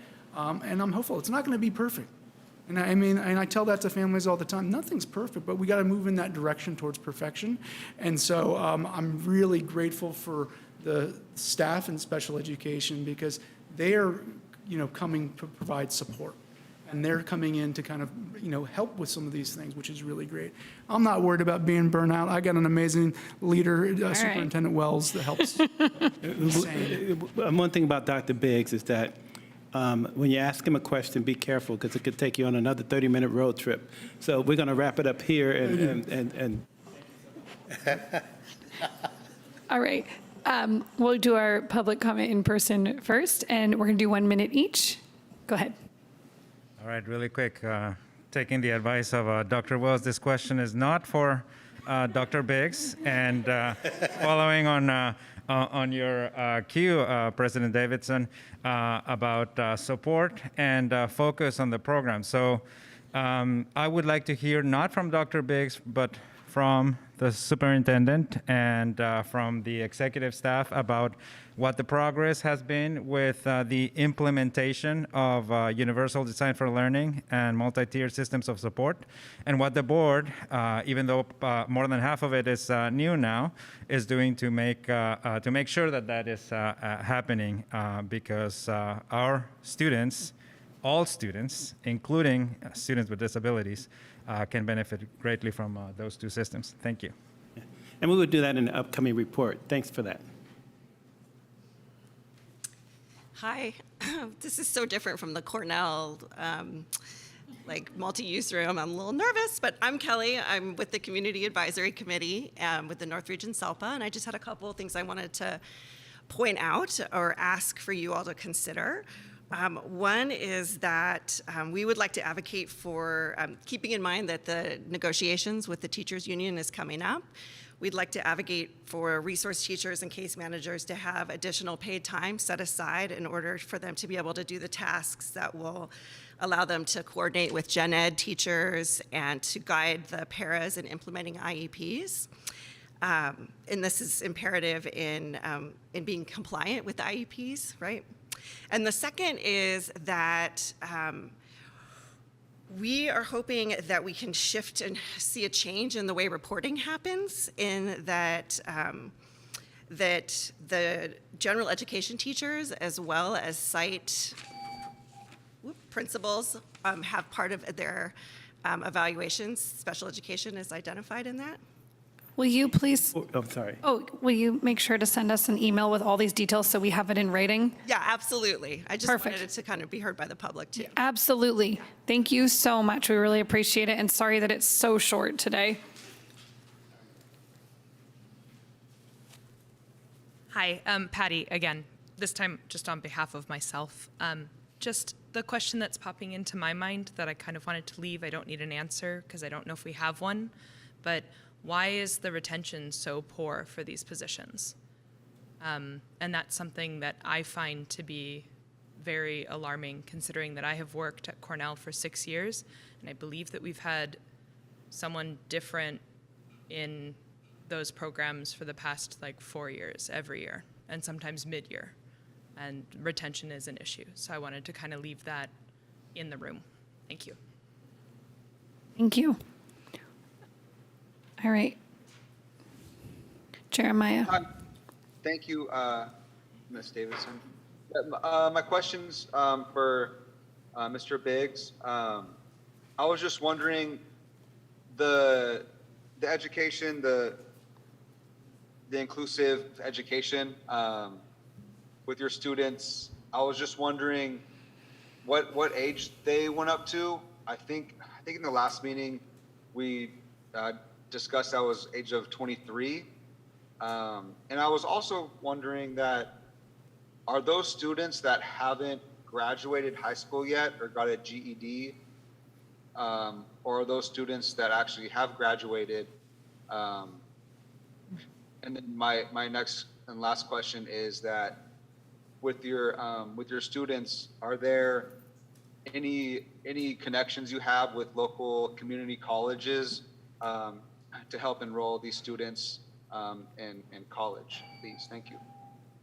Those are great questions. I have no problem following up with you in an email. I mentioned it in a couple board reports about the continuum of special education, and happy to talk with you at another time, Jeremiah. Sarah, go ahead. Great. Hi, everyone. I'm Sarah Haller. Brian likes to tell me that I'm one of the more senior special ed staff in the district. So I just wanted to call in and really elevate a couple of the points that have been made so far.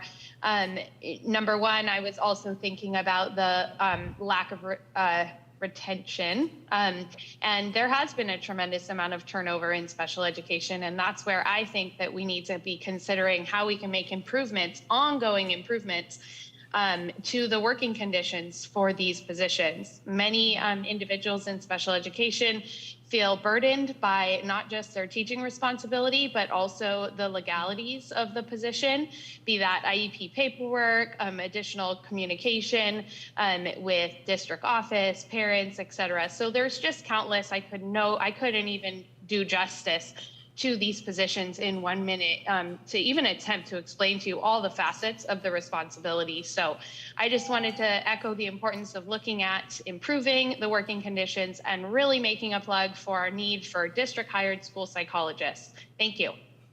Thank you. All right, with that, we will close out our staff report on the special education audit response part 2. Thank you so much. And we are now going to move on to the California Healthy Kids Survey results. Yes, here coming up, our Executive Director, Deb Brill, will show you how to do a abbreviated version. Dr. Biggs, please take notes. Wow, that's a lot of pressure. I don't know. Wow, punchy. A little punchy tonight.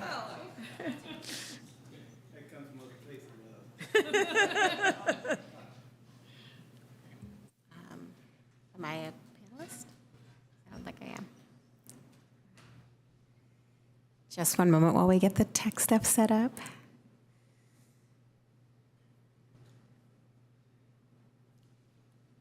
Every other year, we look forward to the Healthy Kids Survey.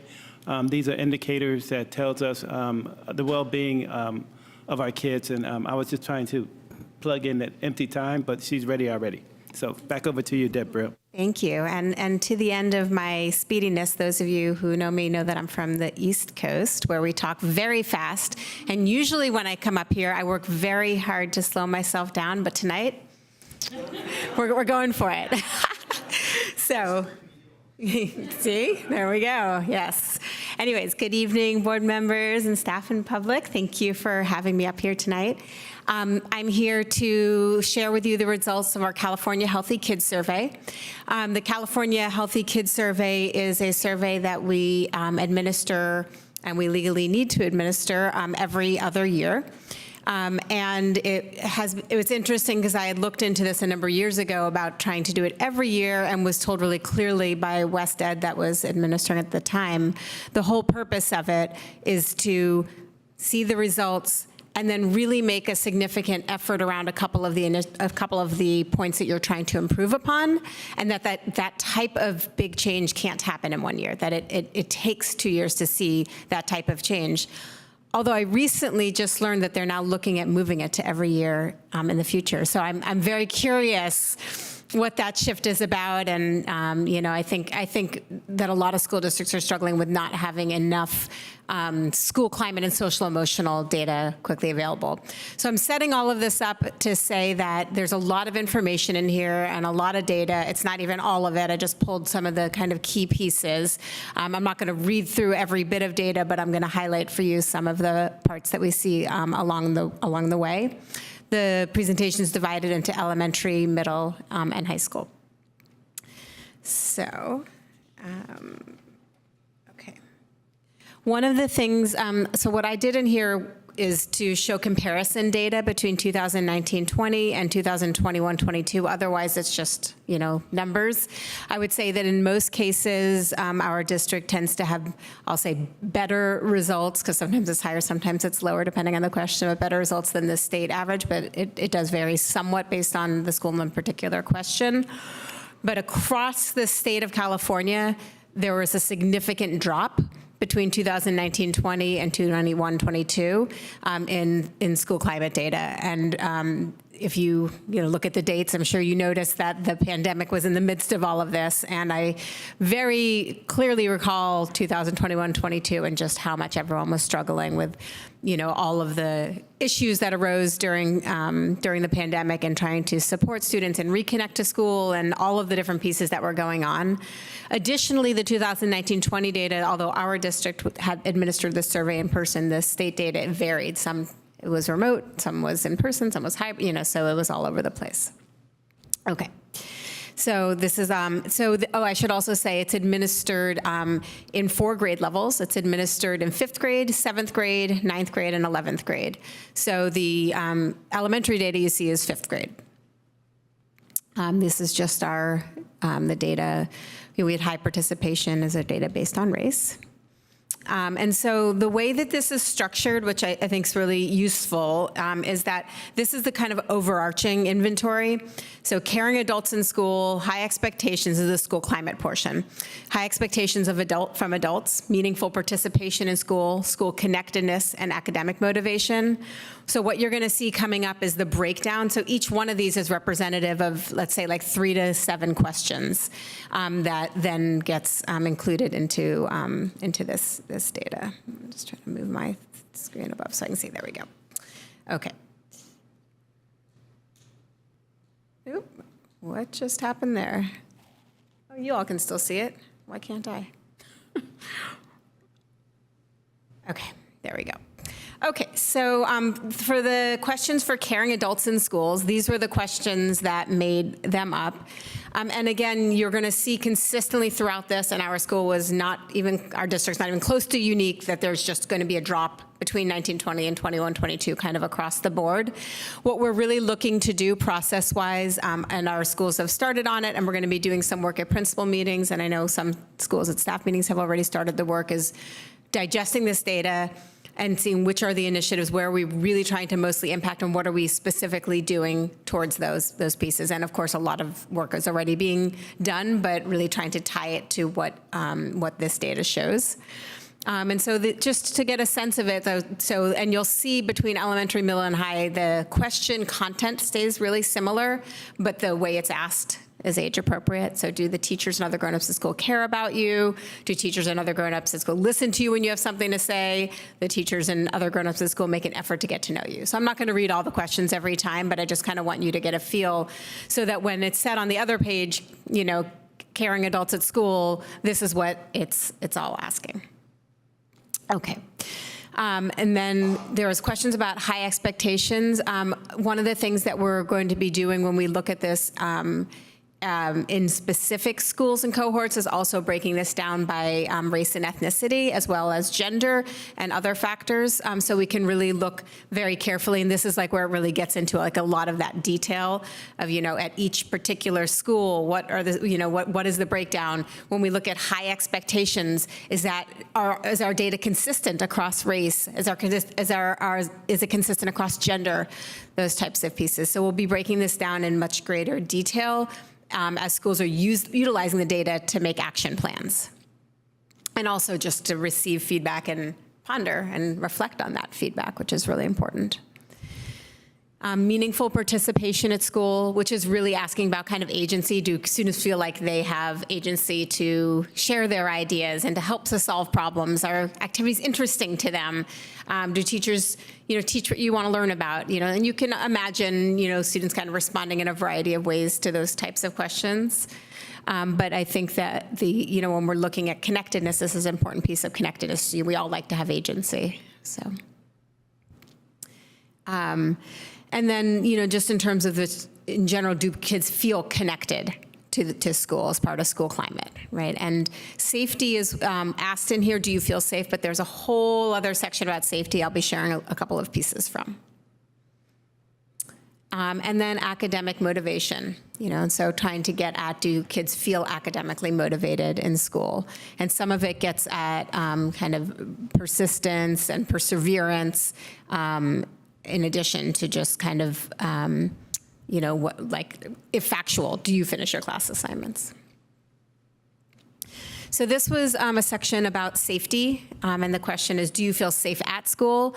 And the way this works is if kids answered yes some of the time or yes all of the time, that's what's added together in that percentage. And so you can see a really big drop in data there. That is worth us getting into more deeply. And then, do you feel safe on your way to and from school? For the bullying portion of it. And again, when kids say most of the time or all of the time. And this is kind of about what kids experience, but also what the response is, right? Like if you tell a teacher you've been bullied, they will do something to help. In 2019-20, they didn't take any data on cyberbullying. So now they're collecting data as part of the regular survey. And you'll see a big difference in this number per kind of national trends. It spikes in middle school and then declines in high school again. Cyberbullying specifically. So looking at our middle school data, these are the number of students who responded to the survey. It's administered in school in a class. And so we have our race and ethnicity data, and this is the same thing. What's different in the way that middle school students are asked is they're given a statement, and then instead of a question, and they say that's pretty much true or that's very much true, and it's included in here. Typically across the state, we see that this declines in secondary from elementary. And I think that's something that as a nation we've been trying to impact for a long time, kids' experiences as they move up through the school system. But you can kind of get a sense of that data there. But I'm going to get into it in more detail as I did in the last one. So again, for caring adults in school, about 60% of our middle schoolers said most of the time or all of the time, or pretty much true and all of the time true. For high expectations, we have 72% of our students, which is higher than the state trend.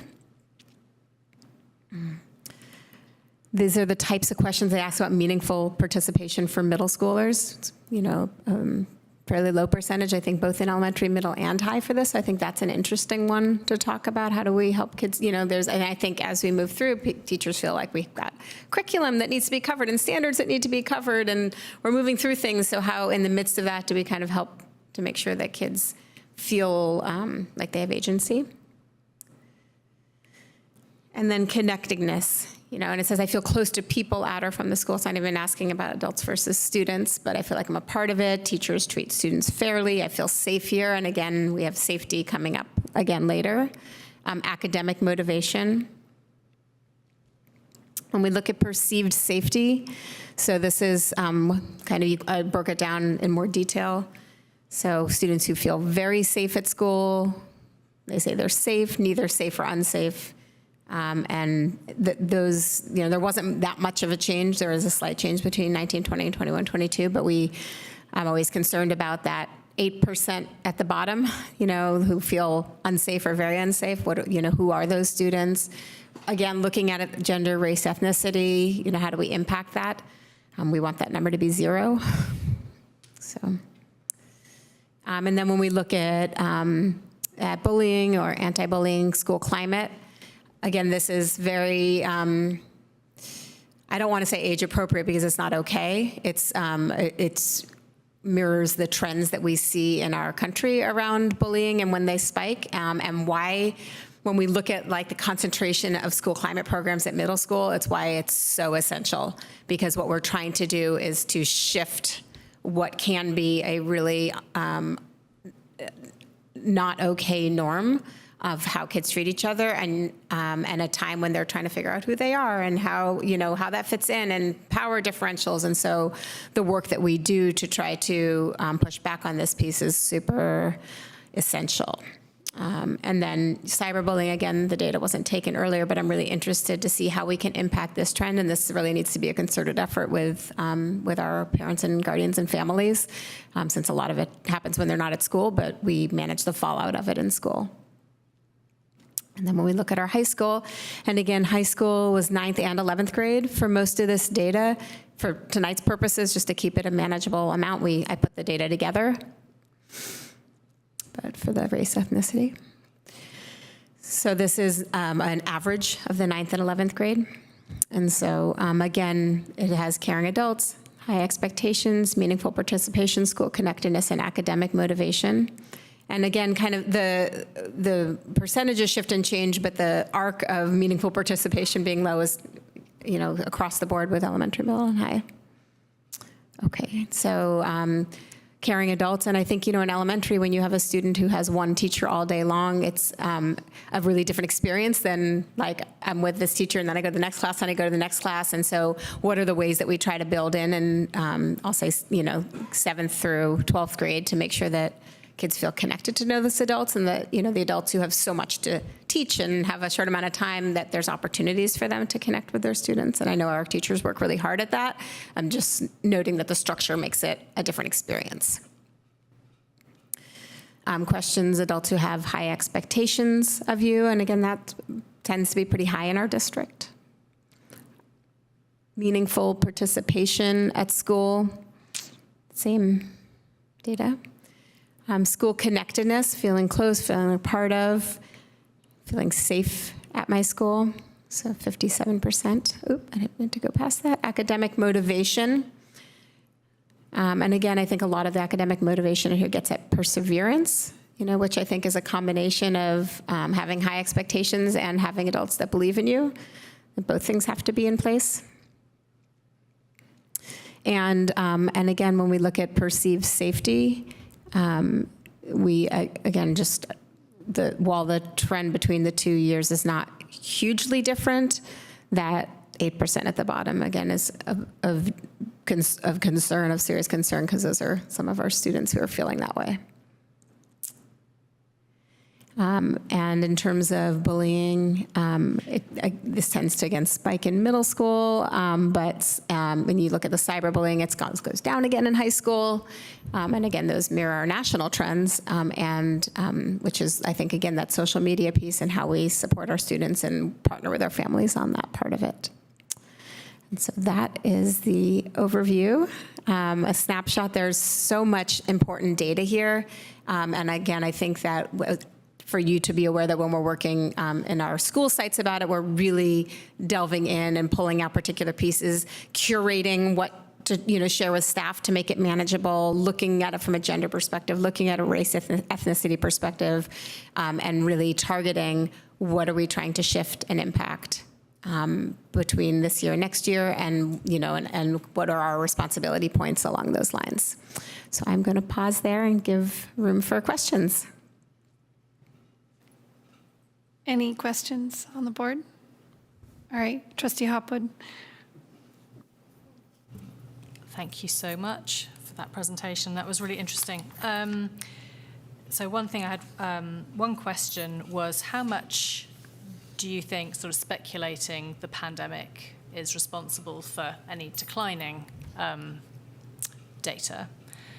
That was my question. And the other thing is just a comment, really. I mean, it's quite disheartening to see these results. Our district objective number 2 is, support the whole child. We will increase the number of students who have a positive relationship or connection with staff and peers, feel safe, and have expanded opportunities to be involved at school. And it just seems like we're failing on all counts when we look at these survey results. So I just was curious how you see us moving forward with this Yeah, data? thank you. I mean, I think there's a few pieces. One is just in terms of like the pandemic, just that we don't usually see drastic changes in our data or in state data between years, and all of the people I've talked to and the pieces I've read about it are that, yes, this is the pandemic, and I think it's students had a lot of different experiences when they weren't at our school. There's a huge increase in mental health concerns, all of those different types of things, that all of the hardships that people went through. And then they're coming back to school, and we have kids who are not used to being in social environments, and it's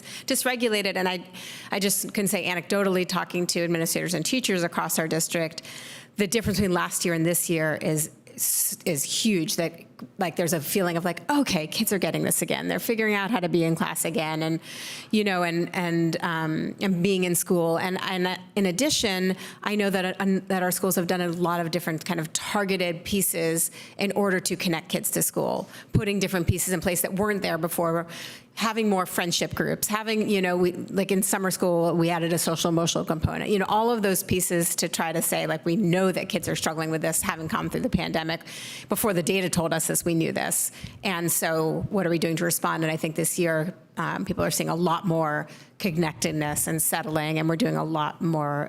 We've been able to do a lot of, offering, the last presentation around mental health pieces and all of that. So I think that is one piece. I'm expecting that this is going to go back up again. And I would also say, like, through the district initiatives that we're working on, we're also really working to target these pieces, and we are increasing, mental health support, and we're, really looking at what are our school climate programs and what are we doing related to culture responsive teaching and anti-racist teaching, which is really an essential piece of kids' school connectedness. So there's a lot of intentional work being done that's not necessarily specifically in response to the survey, but is specifically in response to these same concerns.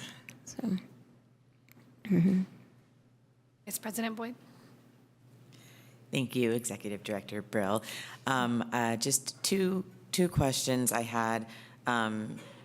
One is around, I know that you mentioned that the data is disaggregated, if that's the right use of that word, to look at, how race or gender, et cetera, are impacting or reflected in certain results. And I don't know if it makes sense to, if there's anything that you could say about trends that you've seen, or I'm wondering if, since this is something that happens every other year, perhaps at some point in the future, maybe there could be a follow-up presentation that gets into disaggregated data along those lines. And then the other thing I was going to ask about was, and I know you talked about targeted responses at different sites and kind of breaking things down for teachers and administrators and staff to look at.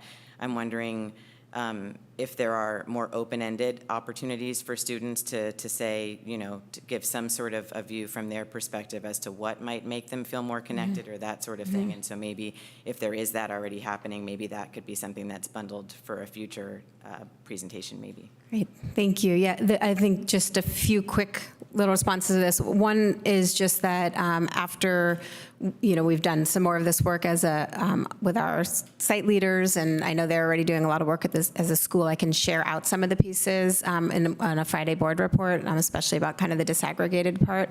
One of the challenges that we find is because a lot of, just in one specific area, because a lot of our Black African American students identify as 2 or more races, sometimes the Black African American part on that isn't a large enough amount to show up in our data, which is frustrating.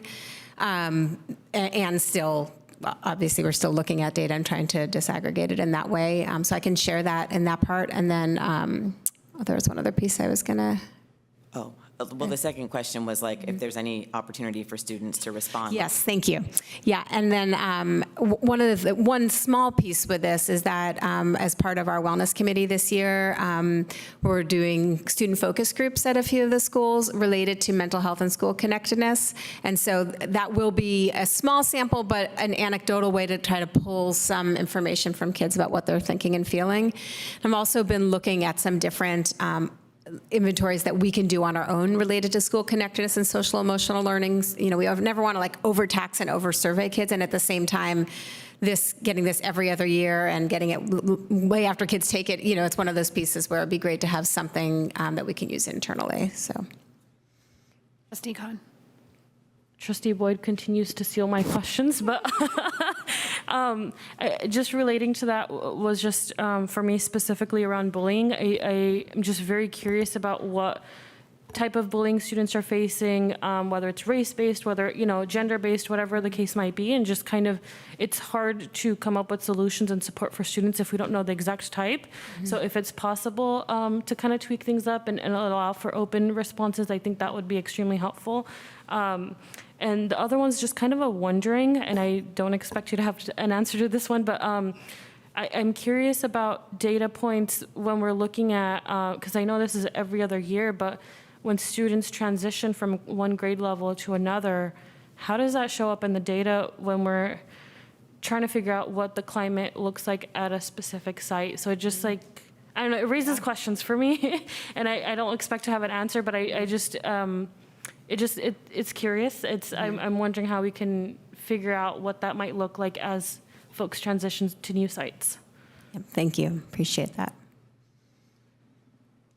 Okay, and we have, Trustee Dana.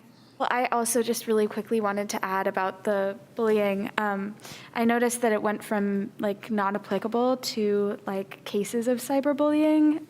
That was something that stood out to me. I think that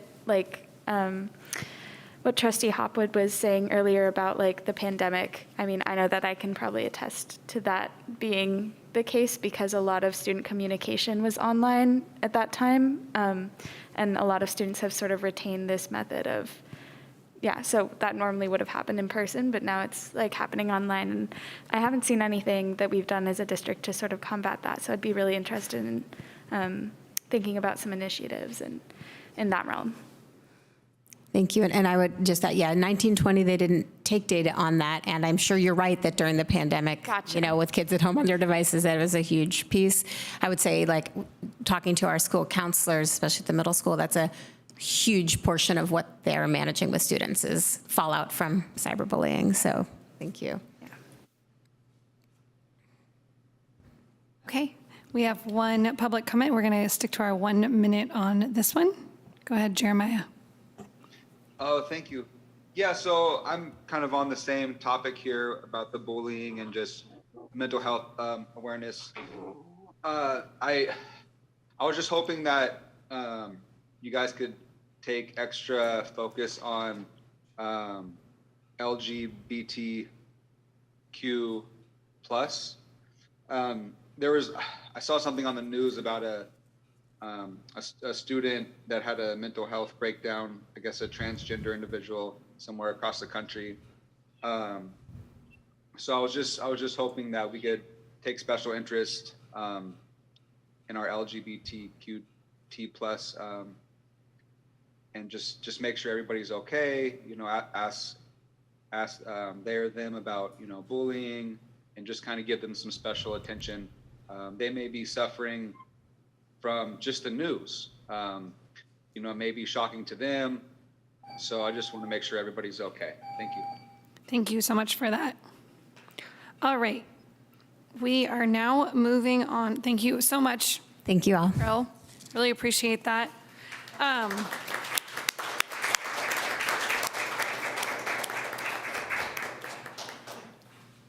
Okay, we now get something we've been waiting for a little while, a review and discussion on our expanded learning opportunities program. And tonight that will be presented by our very own, our Assistant Superintendent of Educational Services, a long-awaited report. And so I'm going to turn it over to you, Dr. Shin. Thank you so much. Okay, let me try to get this to my height. Okay, all right, wonderful.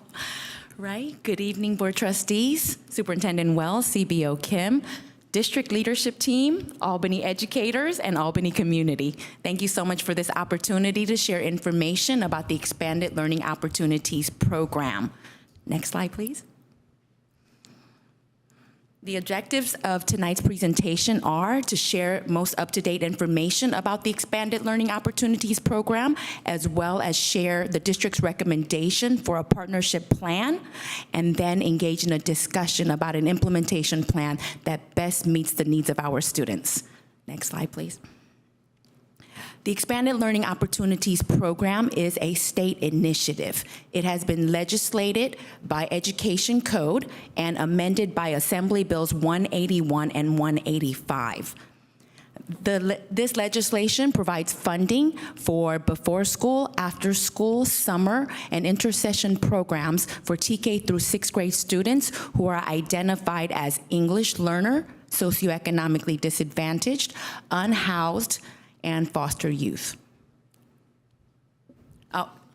The purpose of the ELOP is to provide hands-on enriching learning activities and experiences that provide academic, social, emotional, and meet the needs of academic, social, emotional, and physical needs of students who continue to be most impacted by societal inequities. The intent of this legislation is to provide learning that is focused on being pupil-centered as well as results-driven, and complement and enhance, but do not replicate the regular school day or school year learning. Next slide, please. The pandemic environment has been extremely challenging for all of us, but especially for our youngest and most vulnerable learners. The lengthy school closure heightened the sense of isolation and disconnectedness, and amplified the need for more robust mental health, social, emotional, and community building supports in our schools. This legislation aims to provide the sense of community, connectedness, and engagement through extended day learning for students that were most impacted by the pandemic environment. Next slide, please. And as with all targeted funding, there are many mandated requirements that we must adhere to. The major requirements are to provide a 9-hour school day and 30 additional school days each school year to all qualifying students that wish to participate in the program. And we must also reduce the staffing ratio to 1:10 in TK and K and 1:20 in 1st through 6th grades. And we must also offer academic components that are educational, such as homework help and tutoring, as well as enrichment elements such as fine arts, career technical education, recreation, physical fitness, and prevention activities. And in order to ensure that our students' nutritional needs are met, we must also provide meals and snacks during the program. Next slide, please. Also, in order to provide the program and meet all of the requirements, the state has committed to providing funding for its school districts each year. The funding formula is based on the number and percentage of qualifying students within the district. And based on our current numbers, AUSD receives approximately $900,000 each school year. Next slide, please. The planning process for this has been long and arduous. Understanding that this is a new legislation, it has been up for many iterations of interpretation. And we predict that moving forward, there will be more amendments and more interpretations as every single district in the state of California grapples with challenges of implementation. But for right now, we have a very solid understanding of the law and the program based on all of the workshops and the webinars that we have attended that has been facilitated by state and county experts. And we also have had opportunities to collaborate with other districts about best ideas of implementation. And with this solid understanding, we have shared the most up-to-date information with our site leaders as well as our educators in elementary as well as middle school in order to collaborate with them and gather their input. Also, to better understand the interest from our families, we have sent out 2 interest surveys asking about their potential participation in the summer program as well as the school year program. And most importantly, we have vetted 4 potential partner organizations by meeting with them, by learning about their programs, by visiting their programs, as well as reviewing their proposals. And after a lengthy and rigorous review process, we have determined that one organization stands out above the rest for all of the services that they are offering to provide and other positive relationships that we already have. Okay, wonderful. So I think you can see the district is recommending a partnership with the YMCA to deliver our expanded learning opportunities program. As you can see, Dr. Wells is very excited about this, and maybe we can all do the dance together afterwards. As I have mentioned, the YMCA is a world-renowned, well-established program that has a long-standing relationship with AUSD. They have partnered with us and collaborated with us for over many, many decades. They have served our students, they have intimate knowledge of our community, and they have the trust of our community. So that is first and foremost the most important reason we believe that they will do the best job in recruiting our students and hit the ground running, because we need to get this program going. Also, they are providing services that the other potential vendors, organizations were not. One that's most important to us is the before school program component. As we've heard from speaker earlier today about how important before school programming is. And they will also provide an after school component as well. And they are going to include the nutritional component, meaning meals and snacks as a part of their service package. Thank you so much. We have next slide, please. We have had the opportunity to also discuss about a potential implementation plan with the YMCA, and they are prepared to provide a 7-week summer program beginning on June 12th, ending on July 28th. We are going to provide this programming at one site, which is Ocean View Elementary. It will be a 9-hour daily program with lunch and snacks provided. And for the 2023-24 school year, we will be providing a 9-hour day program each school day at the 4 different sites. So Cornell, Marin, Ocean View, as well as Albany Middle will have this program on their campus. And of course, they will provide snacks each afternoon. Next slide, please. After our discussion tonight, our desired next steps are to confirm our partnership with the YMCA, and then to share the great news with our site leaders as well as site educators in order to continue our collaboration regarding scheduling, spaces, and programming. And then the most exciting part is we will begin the student enrollment process for our summer program. Yay! Will you be, before we get to the Q&A, before the Q&A, will you be introducing yes, our... that's what I was going to say. There you yes, go. You read my mind. Yes. Before our Q&A and discussion, I would like to introduce Michael Science, who is the Vice President of the YMCA, to share a little about their program. Welcome, Michael. Thank you, Dr. Wells, Board of Trustees. Thank you for your time tonight. I just want to focus on a couple of things really quick. So I love talking about the Y. It's my favorite organization in the whole world.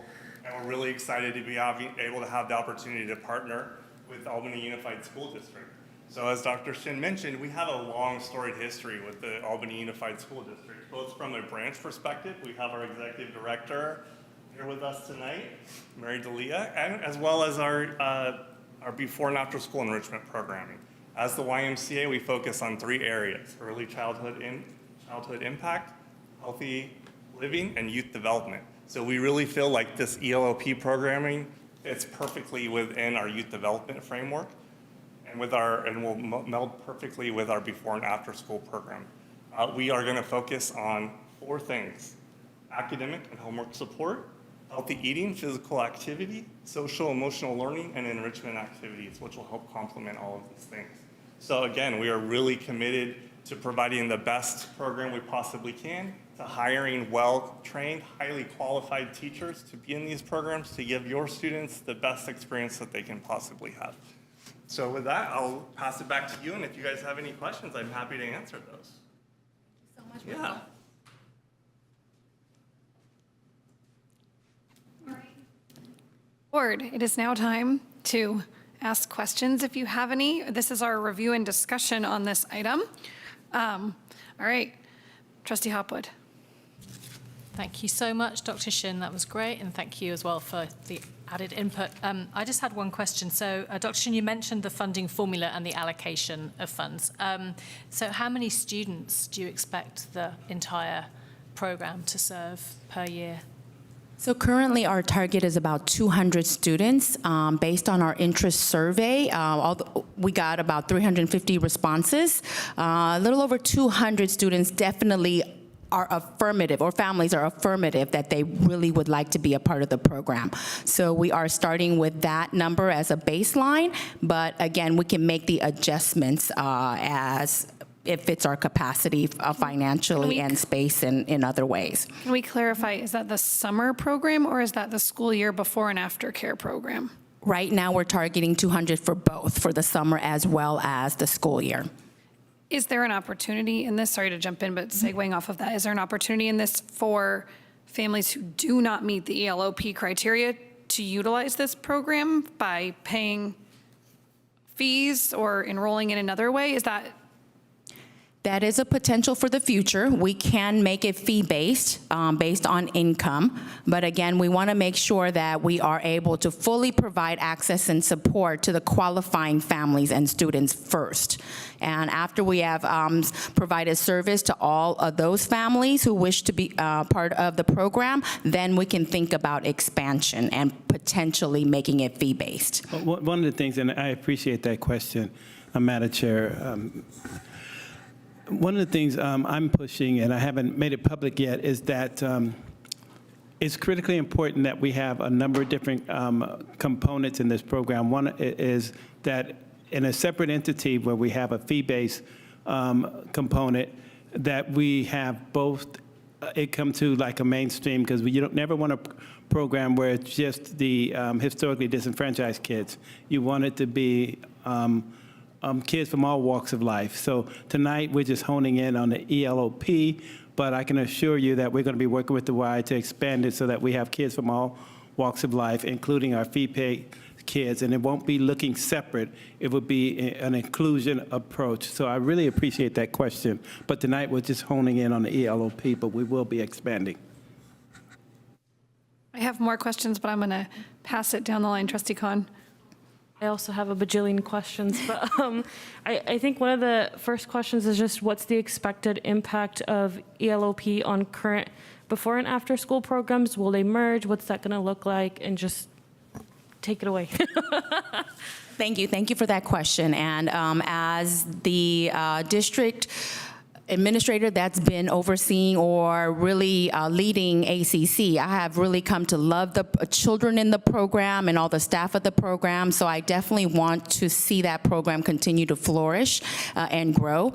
So this was a strong consideration in our planning process for ELOP to make sure that this would not negatively impact ACC. So as we talked about, including all students who are not necessarily students who qualify for the ELOP, that is our ACC program. Our ACC program is already a fee-based program that serves all students from all walks of life, and there are no qualifying criteria for ACC. So as many students who qualify as English learners, socioeconomically disadvantaged, unhoused, and foster youth students may choose to participate in the ELOP, that actually opens up space within our ACC program to provide programming to other students. And I would like to assure you that currently we have a long wait list of students, and there's a high demand for the ACC before and after school program, so I do not believe that that program would lose any students.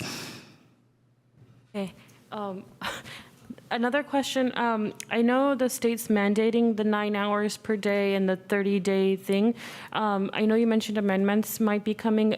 Is there any room to amend? Because I've heard from a lot of families that are very interested in the program, but the 9 hours just seems extremely taxing, not just on the kids, but the instructors, on the families, and it takes away the point of summer break as well.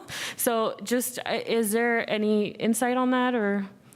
So unfortunately, right now, the 9-hour days are required, meaning that students really cannot choose to participate if on a regular basis they can't meet the 9-hour requirement. So this is truly for students who can meet the 9-hour requirements. At the same time, the 30 additional days can be flexible. They don't all have to be offered all at once as a summer program. It can be during other intersessions as well. So as we see how this rolls out in the implementation, we may make some adjustments for next year.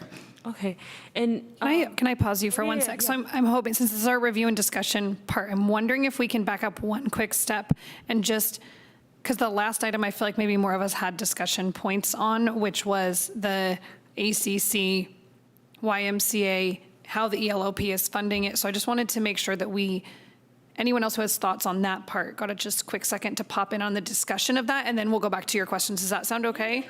Okay, great. Just so it doesn't turn into a drill questioning, but we can discuss for a minute.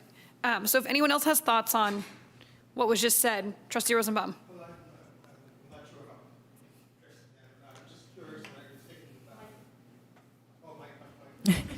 Hi, Mike. Your thoughts about what kind of possible limitations there will be for space and staffing? Because you're talking about a lot of extra programs with 10 students. Where are we going to put them? How are we going to find the staff? I know why you mentioned that you're going to be looking for staff as well. You know, what kind of credentialing do you need for the staff? You know, those kind of questions. So I'm very happy to say the YMCA will be responsible for the staffing. They will hire their own staff, and actually, if there are staff that we can recommend, I'm sure they're happy to have that recommendation, but they are responsible for hiring for the program. And for our part, yes, we do need to provide the space. Yeah. And I have already been in collaboration with all of our site leaders in terms of the potential spaces that we can provide. And I am very happy to say that at all of our campuses except Cornell at this time, we have been able to identify dedicated space for this program. Good. Okay, so just sorry to back up. So what was just stated by Assistant Superintendent Shin was that we would be offering the ELOP YMCA program spots only to the qualifying students right now. Correct. Any non-qualifying students would be eligible for our ACC program at all sites except for Cornell, because we don't have that in existence there next year,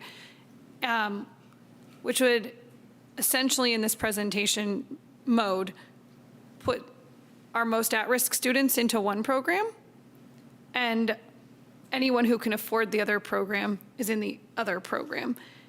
Not saying one is better than the other, but I really think that that is a discussion area as we are consistently talking about equity, to begin by presenting a program that is, to me, inequitable in its appearance. I understand the ELOP grant and everything behind it, but I really would strongly urge us to not go a route where we just separate from the get-go. And I want to reassure this board that we're having discussions to make sure that doesn't happen, because we don't want a program that appear in any way non-inclusive. And that's why tonight we're talking about ELOP, but one of our next conversations is going to be about, the YMCA has capacity and they've done fee-based programs. And so they don't know this yet, but one of the things I'm going to be pushing them on is about, as we begin to try to create space, and you know more about our space when we present our utilization plan on April 25th, that we don't ever have a program that look isolated. Because one, that would be ethically not okay, morally wrong, and I would say the third piece of that would be shame on me. And so that's not something we can allow. And that's why we're going to have to do collaboration, not this program versus that program, but ACC and YMCA working collaboratively. And in the meantime, going back to the YMCA and looking at what they are willing to do or do again, because one of the things about YMCA, they have a long-standing history and they run superior programs. And folks prefer those programs. That's just the reality and the fact. And so that issue we're going to address, and I appreciate you bringing it up. Thank you. Okay, Trustee Khan, we can return, unless anyone else has discussion points on that item. Return into your questions. Awesome. So this one's not about the summer programming, but the full year round one. But will this impact the early bird and late bird schedules? And if so, I guess I'll just separate the two questions. Will there be an impact on early bird or late bird, or no? Not at this time. Okay, awesome. And then I feel like you might have already covered this because you said there is going to be an early bird component to this. Okay, and because I feel like I read somewhere that it was going to be just after school only, and so I don't know if that's changed or. No, we're providing a before school element as well. Okay, so there won't be any impacts between, because I remember reading it somewhere that it was going to start at 3 p.m. Maybe I've read an old report. I don't know. I read it somewhere that it was only going to be 3 p.m. and after, and so I was concerned about the early bird students who get out at 1:45 and what would happen during that gap period. Maybe that was an old report from way back, so we'll disregard that question. And then when it comes to space utilization, I know you mentioned you're in communication with site leaders. Curious as to why we're only using Ocean View for the summer and why not the other spaces. I know in the past parents have shown a strong preference for having their kids at their specific school sites and how that makes a difference in accessibility. So just. Yeah, this year we have construction at every site except Ocean View.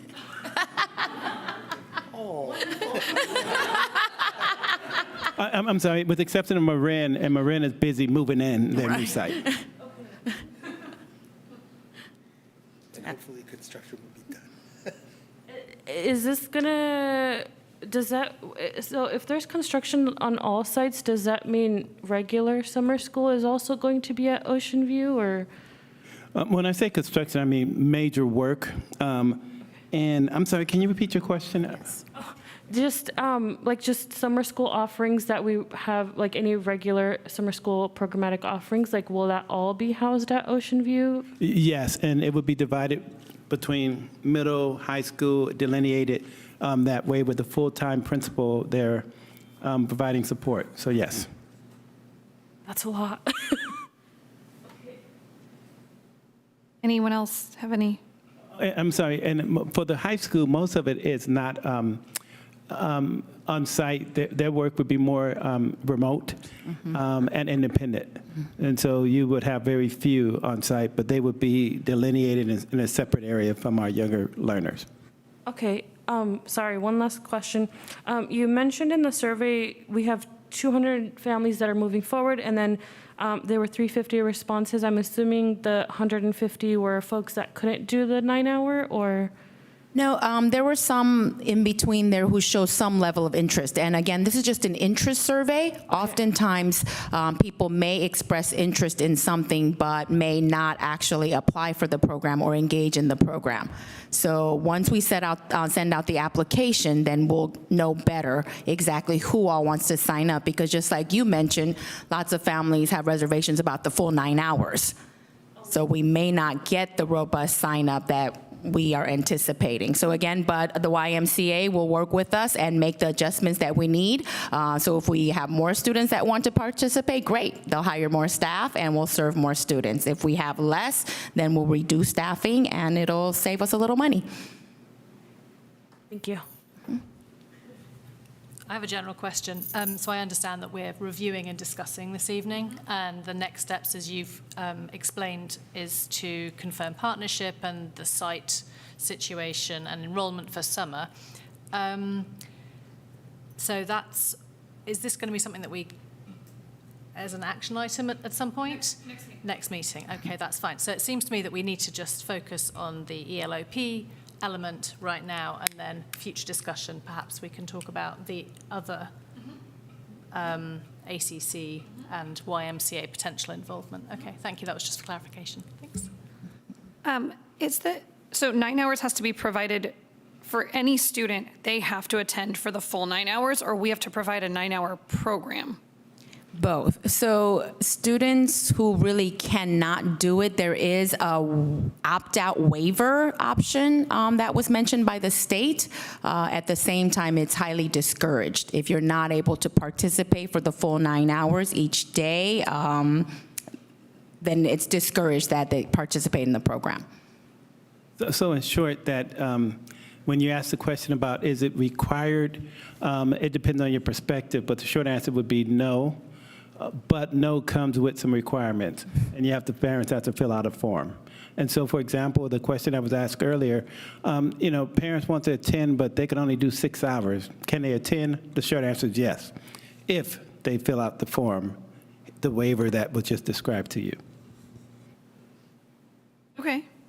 Okay, I have a couple other questions. So one, this was sent out to our qualifying families, which would explain why some families in the past said they had not received a survey about the ELOP because they are not qualifying in our system. This plays into something I brought up at a past meeting, which is that I'm concerned we do not have accurate representation in our district database of families that qualify.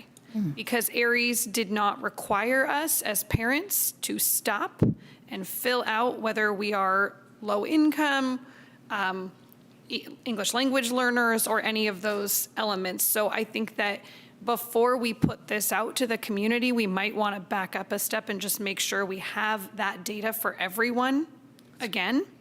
Good point. Yeah, because I think we're missing a lot of families right now. Okay. So then I have a follow-up for that. you can go, and then I'll come back to mine. Go ahead. No, is there a way for us to, it's on. I've got a loud voice sometimes. Is there a way for us to encourage people, because especially if they really want this program, how will we gather that data? I mean, it's a great point. You guys are right on target. Let me tell you what we do know. We have about 650 families who didn't fill out, for example, the free and reduced lunch form, and usually we would hold scheduling their kids until we get that. This year, for some reason, we didn't do it, so we have to go back and with that 650 families and have them fill out the form so that we are accurate like we should be every year. This year, for example, at the high school was getting so backed up that they're like, okay, give everybody a schedule. And that created a problem. And so we do know about it internally, and we are addressing it. That's great. Okay, that sounds great. Just last question for the YMCA director, and I just wanted to give the feedback. I was talking with a parent this weekend at a birthday party, and they were like, my kids are in the YMCA program. I said, oh, let me just bug your ear for a second. How is it? Do your kids love it? Because, we're going to vote on this on the agenda. And they were like, oh, our kids prefer the YMCA over their classroom. And I was like, oh, no. Okay, so that was really good feedback from students who are in the program right now. However, they do not qualify for the ELOP grant, so that would be a bummer to them. We're committed to having something for all kids, so just be patient with us. We're working on it. It's a lot of work, but we're committed to have this come to fruition. We cannot, in good conscience, have a program that's only for poor kids. Kids need to be with each other. It needs to be diverse. It needs to stay with our mission and our vision. And so we're going to make it happen. That's heard. My last part of that question and the follow-up is, how could we support, as a board and a district, more collaboration? So on the homework support and tutoring that's happening in the YMCA, would there be anything that would be helpful from us to make sure that our students are getting the most cohesive experience and support? And you can do that later. We really try to form really strong relationships with the school administrator and really want our center directors to have, if not monthly, like weekly meetings so that they're checking in and learning what the needs are of that specific school community so that we can make sure that as the YMCA staff, we're providing what they need. And that would include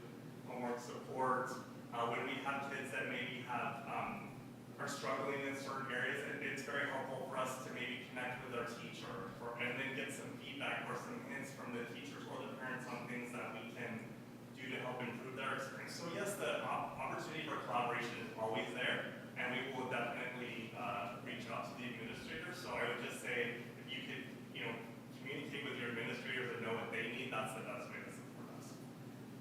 Great, thank you. Vice President Boyd.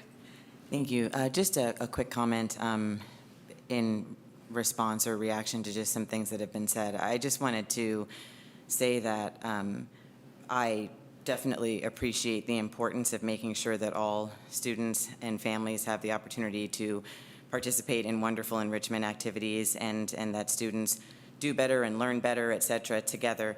But I also just wanted to appreciate the importance of making funds available for students and families who would not otherwise be able to pay for these services themselves. So I appreciate the importance of making sure that we're making the services as widely available as possible, but I don't want to lose sight of the fact that there is great value in making services available to families that otherwise would have no ability to provide these services themselves. Thanks.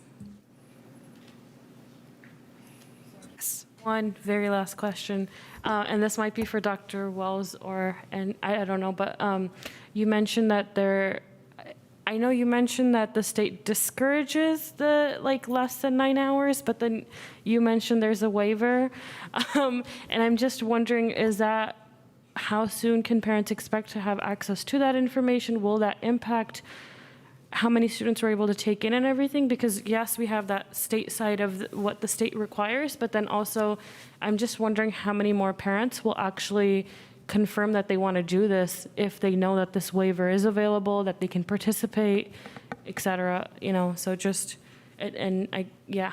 Yeah, Dr. Shin is right. The state does discourage it. And so, and we want to be in line with discouraging it if possible. But we do know that some parents may not be able to do the 9 hours.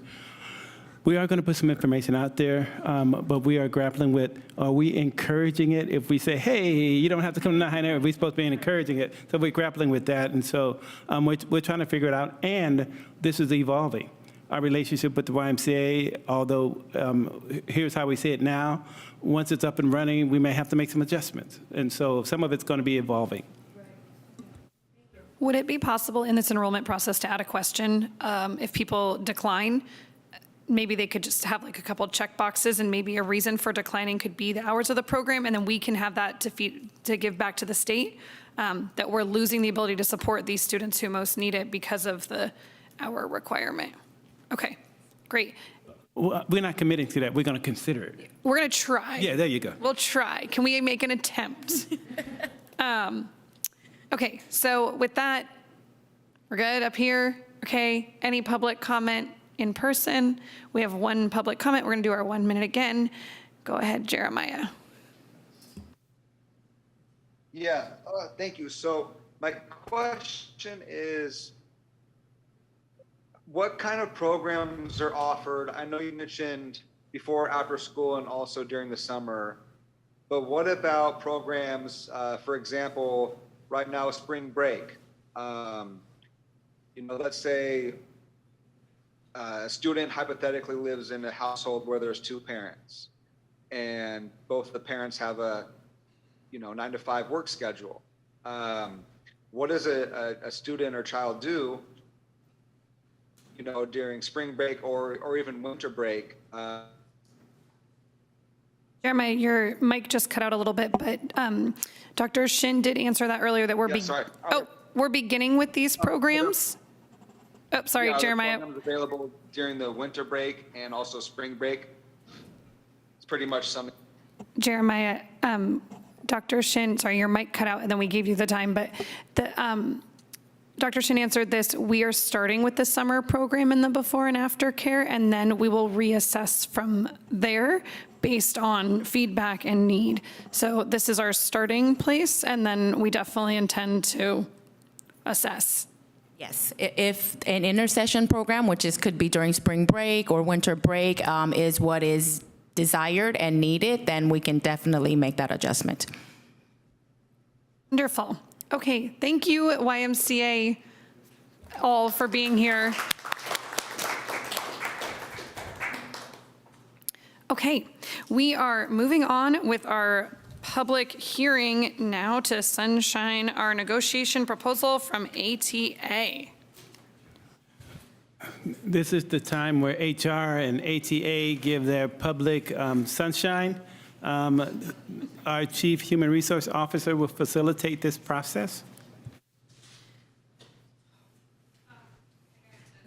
I have to open the hearing, right? So we'll now open the public hearing. Hearing is open. Oh, maybe I say a word and then you open the public hearing. Either way. So go ahead and explain what we're opening or what we just opened. Right. So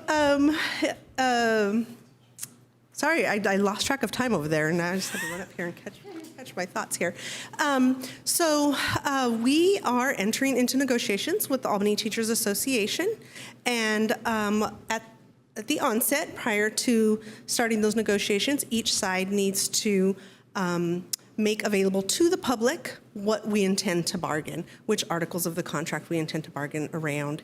And that way the public can have an opportunity to comment should they wish to do so. And so the first sunshine is from ATA, the Teachers Association, to the district.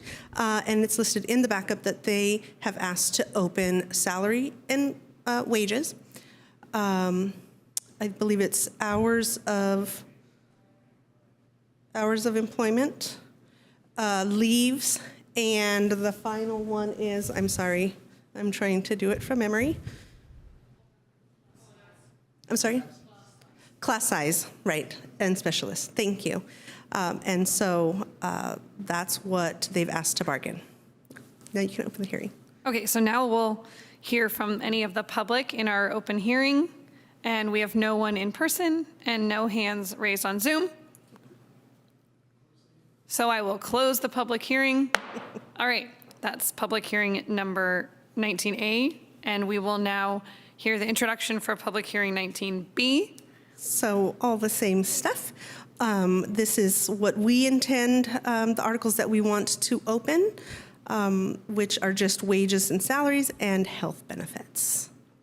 Okay, we will now open the public hearing on this 19B.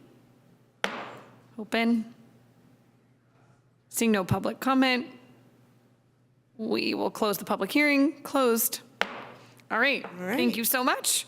We will now move on to our review and action item. I think we have one tonight. And this is the home to school transportation plan for the fiscal school years 2022, 2023, and 23, 24. This will be done and facilitated by our CBO, Jackie Kim. Thank you, Dr. Wells. So the home to school transportation reimbursement was implemented by the Assembly Bill 181 and AB 185 last fall. So this provides us reimbursement funding for the school districts based on the prior year eligible transportation expenditures. So Albany Unified, we spent about little over $200,000 in 21-22. So with this approval of the plan, we now get to claim 60% of our 21-22 transportation expenditures. So that is about $92,522. And here is the detailed plan.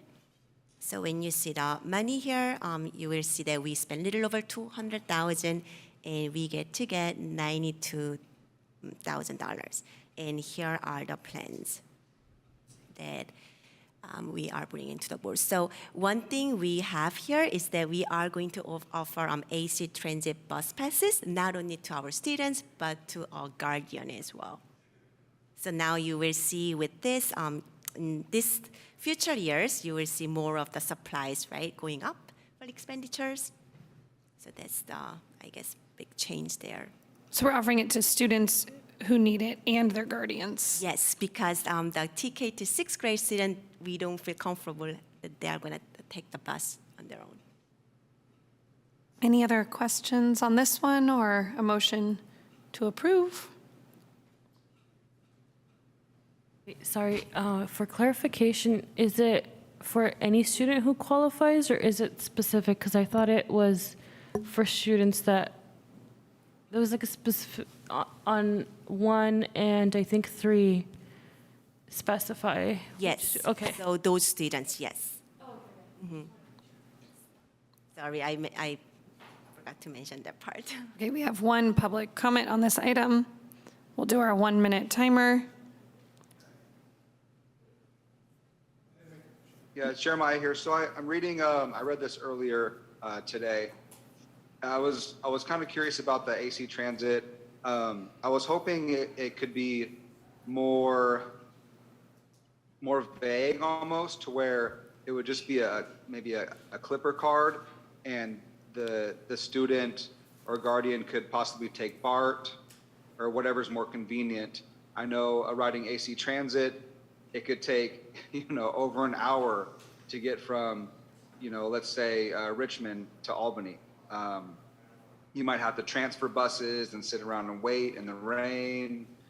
So I was just hoping to include possibly, just an overall Clipper card, to where they could ride BART as well, if that is more convenient for the family or the student to take BART. Thank you so much for that comment. We can include that recommendation in our motion, if someone would like.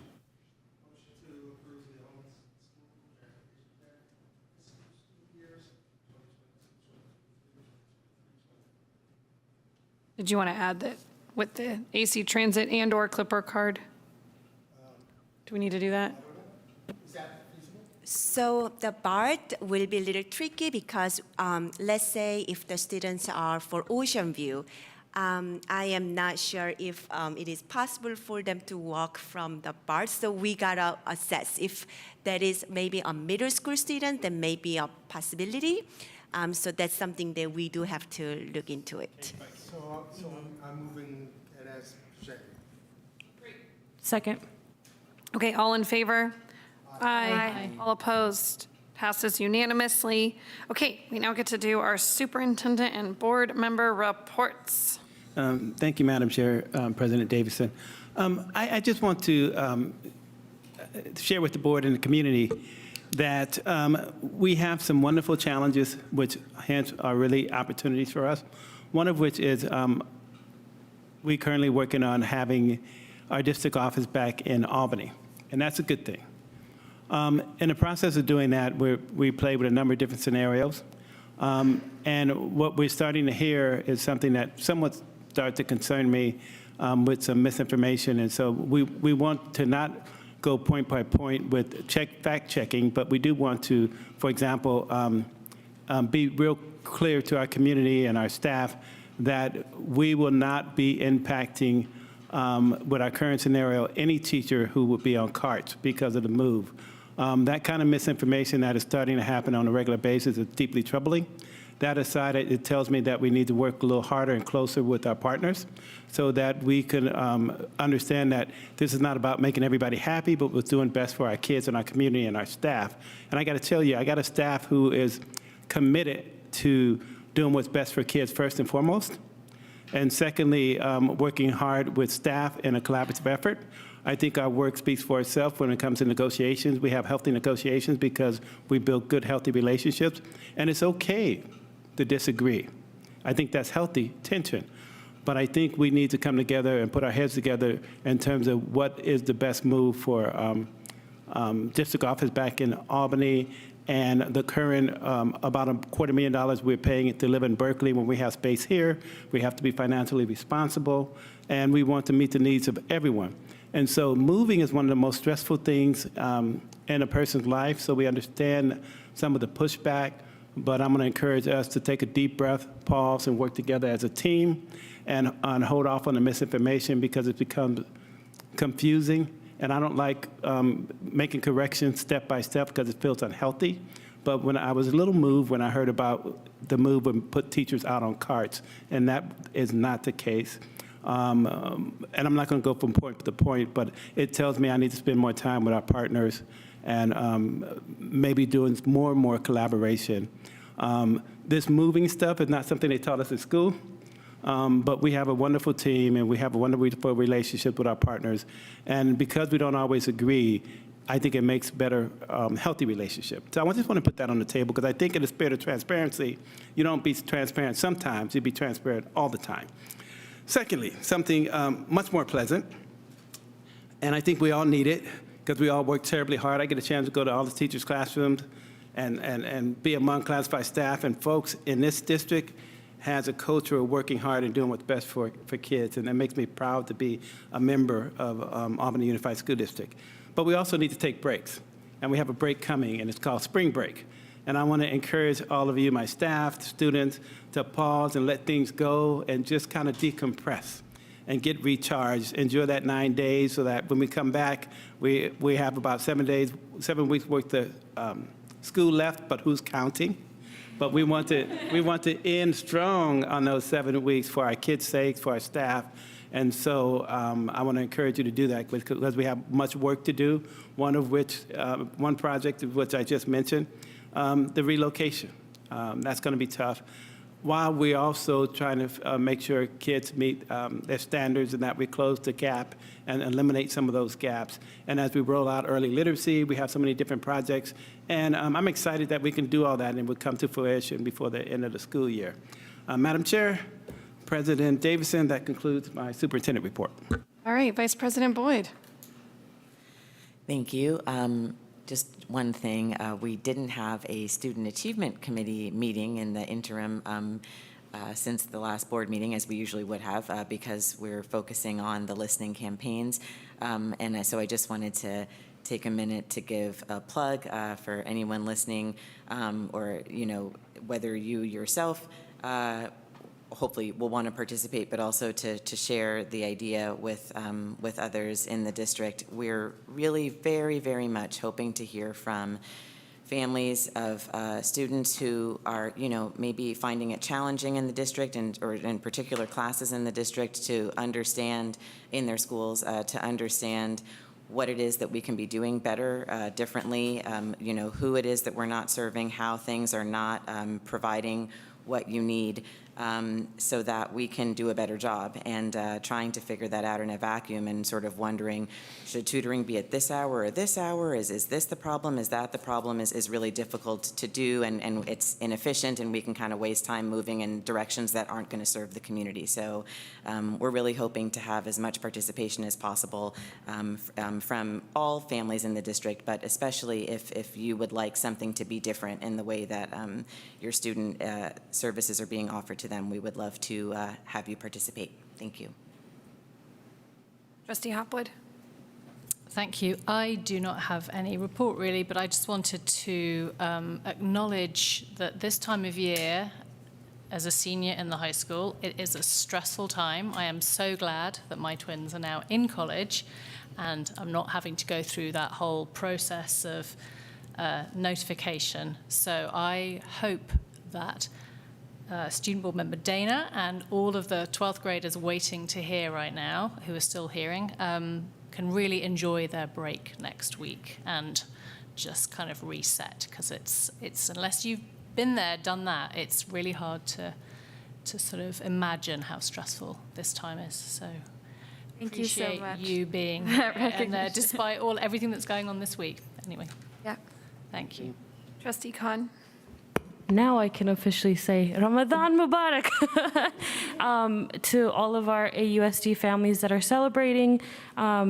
I hope this month is full of blessings and joy for you. I also want to wish a Nowruz Mubarak to all those that celebrated. For those not familiar, that is the Persian New Year. It celebrates the coming of spring. And a lot of our Persian, Afghan, South Asian, and Central Asian families celebrate that. So I just want to recognize that and wish everybody Nowruz Mubarak as well. Outside of that, our Ocean View PTA is hard at work on a ton of things, but I'll just highlight 3 of them, which is Math Night. We're excited, and thank you, Amanda, for bringing up that. She's working hard to bring that to all of our elementary sites, but it just, our parents are excited, our PT is excited, and our principal, everybody's working really hard to put this together and bring that to our students and hopefully make this a, ongoing thing that's just not just a one-time thing. So super excited for that. My favorite thing, the book fair is coming back April 24th to the 29th. We're super excited to be hosting that again at Ocean View and hope that folks will participate. Last year, we were able to put over 1,000 books into our children's hands and bring an additional $5,000 for our library, a little over that. So that brought in tons of brand new books for our library as well. Additionally, the PTA is planning Field Day, which is going to be lots of fun activities, and just stay tuned for that. And then lastly, I had the pleasure of attending the 9th grade forum with Trustee Hopwood as well. It was absolutely wonderful, just hearing the students and the hard work and their research that they put into these presentations. Honestly, I was wondering why we don't have some of our higher up elected officials in the room to hear some of these wonderful solutions, because quite frankly, there was a lot of solutions that I think our elected officials in Sacramento could benefit from hearing, just how much time and effort they put into it and the unique solutions they came up to for very real issues. But it was just a wonderful experience, and just in awe of the brilliance in our community. So that's it. Trustee Rosenbaum? No report. My only report is that our next meeting is April 18th at Cornell Elementary, and we'll follow that the following week on April 25th at City Hall back here. Are there any future agenda items or matters introduced by the board? No? Yes? I guess just like at some point in the future, follow up on the Healthy Kids survey, getting at some of the disaggregating data, and also like if there's any opportunity for students to give open responses, not just kind of multiple choice about what they would like to see, what would make them feel more connected. Got it. I'm going to put that in the issues bin just so we keep it in mind. Yes, Trustee. Probably something for the issue bin. I don't know if it needs to be on the agenda, but I know Trustee Boyd mentioned accommodations for students who are fasting. One thing that is extremely important is PE, especially at the high school, because those students are impacted the most when, fasting and being required. I remember having to do the mile while I was fasting growing up, which was terrible. So I would love to see our district work hard to accommodate folks that might be fasting, especially with PE specifically. I'll second that one. All right, it's going above the issues bin. Since those things we tend to deal with later, I think this one is more immediate. Okay, and with that, our meeting is adjourned.